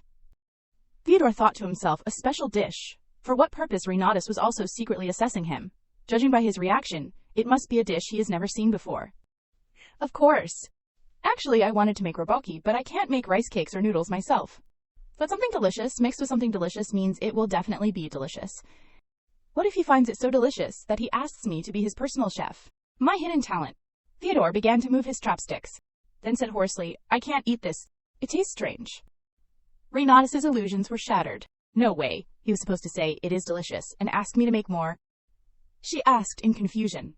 It tastes strange, Theodore said. First, it is too spicy, but it is also too sweet. Plus there is a honey scent, mixed with the fishy smell of fish. Renatus wondered, is it really that bad? Seeing her expression, Theodore sighed, not wanting to say any more. He was silent, and then said, I want to drink tea. Renatus thought to herself, he has given up on evaluating it. It was soon evening. Renatus was sitting, tasting the dish she had made. What is this taste? Spicy, sweet, fishy, and the smell of honey. It is unbearable. Strange, I only used good ingredients. Why does it taste like this? It is surprising that Theodore did not punish me for this. Well, thinking about it, it makes sense. Estella always did the cooking, and I only tasted or processed the ingredients. In my past life, Mom always cooked for us. My mom in that life was a good and gentle person, a kindergarten teacher. Mom had thick eyebrows and double eyelids, and her smile was beautiful, one dimple deeper than the other, when she smiled, a lovely smile that only appeared in our traditional house. I remember my past life, but it does not feel like the definition of who I am. However, thinking about Mom brings a warm feeling. If thinking about my past life's mom is like this, I wish I had memories of my real mom. According to Estella, my mom was very kind and gentle, really beautiful. She said my mom looked like an angel when she breastfed me. Even though I do not remember anything, whatever, I have Estella, so it is okay. The important thing now is to find a way to make Theodore happy. Today's Spocky failed, so I will think of something else. For Theodore's delicious happiness, a voice muttered in the night, I never want to eat that again. I still feel like I can taste it. Theodore wondered, Spocky, it is as if she brought food to me without tasting it herself. I was so flustered that I could not ask about gimbap. She is such a strange girl. Putting in so much effort. Expecting me to say it is delicious with those sparkling eyes, and trembling when I gave my comments on the taste. Cute, anyway. I wonder if she is asleep now. Or maybe she is doing something strange by herself again. I miss her. A dark shadow appeared, taunting Theodore, so what, a monster and a witch. If you like her, what will you do? What can you do? What are you going to do just because you miss her? What can you do just because you find her cute? Will you crave her and stain your hands with blood? You cannot escape this fate. Theodore felt a splitting headache. He gasped for breath continuously. How dare a mere monster? On this side, Renatus looked at the plate in front of her, wondering, what should I do with the leftovers? After failing to create a healing story with delicious food, she was very disappointed despite sleeping soundly. Renatus suddenly recalled one of her memories from her past life. It was farming, one of the healing activities. At this moment, Claire looked at Renatus with proud eyes. Amazing, Rena. To harvest so many sweet potatoes at once like this, and without missing a single one. Renatus recalled, she did not remember it clearly, but she remembered quite a few covers with farming images and healing stories. Since Claire was in charge of the garden in the morning, getting the leaves was easy. Claire, I want to ask you a favor, and that is how today's scene came to be. At this moment, Claire asked her, do you like farming? Renatus replied. It is not that I like farming, but back in the village I often did a lot of labor like this. Claire thought to herself. So it is no wonder she was good at chopping wood earlier too. Renatus continued, so when I see a clean field with a bountiful harvest like this, I feel proud and satisfied, so it really makes me feel at ease. Thinking back, Renatus did not know how long it had been since she had worked with such a peaceful heart. The high clear autumn sky, the sparkling sunlight, and the cool breeze gently blowing through the field. Working under it, sweating with purpose, and smelling the earth. Could that be why farming is part of the healing story? It felt like all worries were melting away, and she was truly being healed. So happy, Renatus rejoiced inwardly. Rena, you seem to be enjoying yourself. Suddenly, Renatus's face darkened as she remembered. What good is it if I am healed? There is no way a nobleman like Theodore would farm. Theodore gracefully strolls through the gardens, and the only crops he touches are the ones on his dining table. He is a nobleman who won't let a speck of dust touch his hands. I can't drag him out to do field work. I will lose my head before that happens. Seeing her distress, Claire worriedly asked, Rena, what is wrong? Did you see a bug or something? Renatus was extremely distressed, but could not tell anyone. Ordi happened to see her. He wondered. It is not even hot enough to get heat stroke, is it? Theodore said to Renatus, You have never taken a day off. Renatus's face went blank. Ordi said, I have never left the mansion. Is this déjà vu? She cheerfully asked, Do I really need to rest? Is my emergency stash in danger again? Theodore waved his hand. Not that, but other employees take turns resting. I have noticed you seem a bit tense today. How about taking a day off and getting some rest? Renatus was a bit worried today, but if I rest, then Sir Theodore. Theodore interrupted. As long as you do not go too far from the mansion, it will be fine. Don't worry. And Sir Theodore has been sleeping well lately, so you do not need to worry too much. Renatus was surprised to hear that. Theodore is sleeping well. Don't the male leads in those angst-ridden stories usually have nightmares and insomnia? That is why I am going through all this trouble to make it a healing story. Is this one of the 19-plus buffs? Like one of those bodies that are fully charged after just 2 hours of sleep? Unlike the exhausted female lead, the male lead is always full of energy from the morning. Ordi thought to himself, I need to make sure Theodore gets some rest for his own good later. So he patted her shoulder and said to Renatus, Anyway, working hard is good, but resting is also a chance to recharge. So let me know whenever you need to. Renatus obediently nodded. Yes, I will.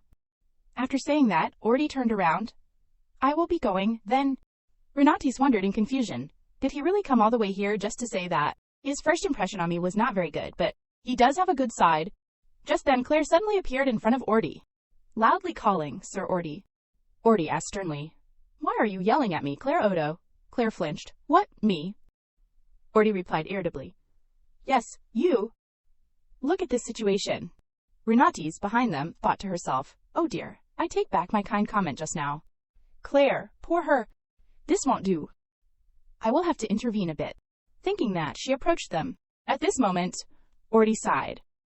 The next scene slightly shocked Renatus. Ordi gently patted Claire's head. Claire was also surprised, and her face went blank. Meanwhile, Ordi had walked away and instructed, Be more careful next time. Renatus's jaw dropped. Oh my god, my romance reader instincts are kicking in. This is definitely, Claire softly called, Rena. Sir Ordi just said he would hit my head next time, and he is only letting it slide this time. Claire, in disbelief, comforted her friend. No way that is true. He patted my hand earlier to encourage me. Claire asked with a start, Your hand? That definitely means he will break your hand. What did you do wrong, Rena? Renatus snapped in frustration. You are the one who has been interpreting everything in such a scary way since earlier. More importantly, Claire, why did you come to my room? Claire put the other matter aside and said, Renatus, I have a favor to ask you. Renatus nodded, holding a piece of wood and wondering. Why is not this fire lighting up? Claire's request was not difficult. Since the weather was getting colder, they took turns lighting the fireplace in Theodore's room in the evening. She had asked Renatus to light the fireplace for her, since it was her turn today. Renatus thought to herself, I think I can finish it before Theodore returns to his room. This fire is perfect for roasting sweet potatoes, but now's not the time for that. Should I secretly roast one? Just then, Theodore appeared and asked, Didn't you just eat not too long ago? Renatus, who was about to do something mischievous, was caught red-handed. She flusteredly asked, Sir Theodore, you are here. How long have you been standing there? Her heart nearly jumped out of her chest. At this moment, Theodore spoke. I do not think tending the fireplace is your job. Is someone forcing you to do this? Renatus's face went blank. What is he talking about? Is someone forcing you to do this? What does that mean? Renatus hurriedly explained. It is not like that, but... Why would you think I was being forced to do this job? Theodore replied. Because you were not originally in charge of the fireplace. I heard there was a bit of a problem with another servant recently. Already said it was not a big deal, but... If you suddenly entered the mansion and... were being bullied... Noah was very indignant. I am the one being bullied. It is not fair. Renatus said softly. It is really not like that. Theodore was still curious. Then why are you doing this job? Renatus began to hesitate, recounting. A few hours ago, Renatus asked Claire. You are asked to light Sir Theodore's fireplace. That is not difficult, but... What is wrong? Seeing Claire's expression, Renatus wondered. What is going on that is making Claire so hesitant? So she said, Claire, if it is difficult to say, you do not have to tell me. A strange sound echoed in the silent space. The fart answered the question. Claire, embarrassed, confessed. Today, Lena dug up so many sweet potatoes, so there were a lot of sweet potatoes for dinner, right? I ate too many sweet potatoes. So my stomach has been upset since earlier. Renatus nodded. I understand. The fart answering for her. Renatus thought to herself, I am glad she did not fart in front of Ordi. At this moment, Claire said, It is a bit weird, but I will give you a sweet potato. You can eat it later, when you are hungry. Renatus realized it was the sweet potato they had dug up during the day. She left after giving Claire the sweet potato. But, how can I explain this to Sir Theodore? Then Renatus spoke up. I really wanted to help you. So you really do not need to worry too much. Theodore thought to himself, it seems like she is not lying. Theodore asked again. So what were you planning to bake, sweet potatoes? I thought those were served as a side dish with the steak for dinner, right? Renatus replied, Those are baked in the oven. What I am talking about are the ones baked directly on the fire. Theodore wondered, isn't it the same? Does it taste different? Renatus was deeply concerned by the two naive questions. She seriously educated him. Sweet potatoes baked on a fire are much more delicious and sweet. The golden flesh you see when you split a freshly baked sweet potato in half, and the sweet aroma of the sweet potato. When you enjoy the heat and blow on it to eat it, it is really delicious. The outside might be a little burnt, but that part is actually really tasty. Oh, and if you eat it with milk, it becomes even sweeter and richer, and then... Theodore silently listened to Renatus. You blow on it like this. He was moved by that foodie soul. Theodore suddenly said, I want to eat some... Renatus was startled by this challenge. The gloomy 19-plus male lead suddenly looked at my face and said, I want to eat some. What does that mean? Theodore spoke up. Well, I mean the baked sweet potatoes. A moment later, Theodore said with satisfaction, It is delicious. Renatus chuckled. Right. She could not believe the sweet potato Claire gave her was being used here. The gloomy male lead is holding and eating a baked sweet potato. Renatus never thought a gloomy male lead and a baked sweet potato could coexist. When he decided to eat it with his hands instead of using a fork and plate, Renatus was quite surprised. Renatus thought to herself, for something like a baked sweet potato, I should give him something more special and delicious to heal him, but I do not even know anymore. The two of them discussed baked sweet potatoes together. Renatus thought about the sweet potato baking method just now. It was actually Estella's idea. The memory of eating sweet potatoes still lingered in her. Lena, it is very hot, so blow on it before eating it. If you are hungry and try to eat it all in one bite, you will burn your mouth. Renatus was surprised. How did you know I was going to eat it all at once? Estella grinned. Well, Lena, I can read your mind. Just by looking at your face. Suddenly at this moment, the sweet potato was broken in half by Theodore, who offered it and said, Here. You want to eat it, right? Renatus quickly waved her hands. What? No, how could I eat with Sir Theodore? The next second, her stomach made an extremely unusual rumbling sound. Theodore said, Your stomach says it is okay to eat with me. Renatus smiled wryly and accepted it. Then I will gladly enjoy it. She happily took a bite. It is so good. At this moment, Theodore suddenly asked, Is it the person you mentioned earlier, the one you love? Were you just thinking about that person? Theodore looked at Renatus, seeing her suddenly cover her head with her hands. He asked, Are you worried I might see your thoughts? Renatus wondered. Of course, that would not be possible, right? Theodore suppressed a laugh, that thought even showing on her face. Renatus glanced and realized, Sir Theodore is smiling. Theodore is just like me, after all. Was I overthinking? I could be happy even without delicious food. Burnt potatoes and unripe sweet potatoes, I was happy because I enjoyed them with my sister. I wonder if Theodore is thinking the same thing as me. Well, I might not be the female lead, but... At this moment, Theodore reached out and touched Renatus's face, surprising her greatly. Sir Theodore. The scene between the two of them suddenly seemed to be in slow motion. Theodore suddenly brought his face closer. Renatus was bewildered. What is he doing? Just then, Theodore spoke. There is soot on your face. Renatus became the quintessential country bumpkin and quickly covered her mouth with her hand. She was embarrassed. I must really like sweet potatoes. So much so that there is soot on my face. How embarrassing. She was flustered. What was I thinking? I must have looked so foolish. At this moment, Theodore spoke again. You are getting dirtier. Theodore stared at his smudged face. What? There is soot on my hand too. Nothing goes smoothly for me. Did he just laugh at me, Theodore, looking and laughing, stood up and asked, Where's my handkerchief? Renatus hurriedly said, It is okay. Your handkerchief will get dirty. Theodore said again, It is fine. I can wash it. Renatus thought to herself, If it is Sir Theodore's handkerchief, it must be very expensive. She spoke up. Then I can also wash my face, so it is okay. Theodore was puzzled. Wash your face? What are you talking about? Renatus was embarrassed again, trembling and unable to say anything but wanting to run away. She quickly covered up by saying, I thought I just needed to wash my face instead of using this. Yes, I need to go wash my face quickly. I need to get out of here. Hurry! If I stay any longer, I will die of embarrassment. So I will excuse myself now. With that, she dashed out the door. Theodore stood still and watched her go. Very quickly, Renatus poked her head back in. She reluctantly said, I forgot to light the fire in the fireplace before leaving. Theodore stood to the side. He was still shaking with laughter. Renatus resignedly thought to herself, well, as long as at least one person is happy. She tried to blow on the fire. Theodore, behind her, also calmed down, looking at the girl in front of him. She had pink hair that seemed to have a sweet taste. Actually, her lips looked sweet too.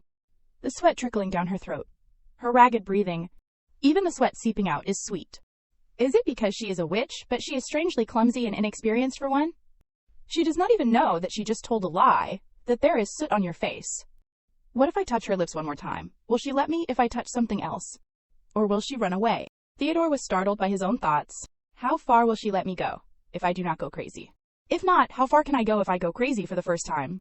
At this moment, Renatus's call woke him from his thoughts. Sir Theodore, can I leave now? I am done. If you need me again, please call me. All right.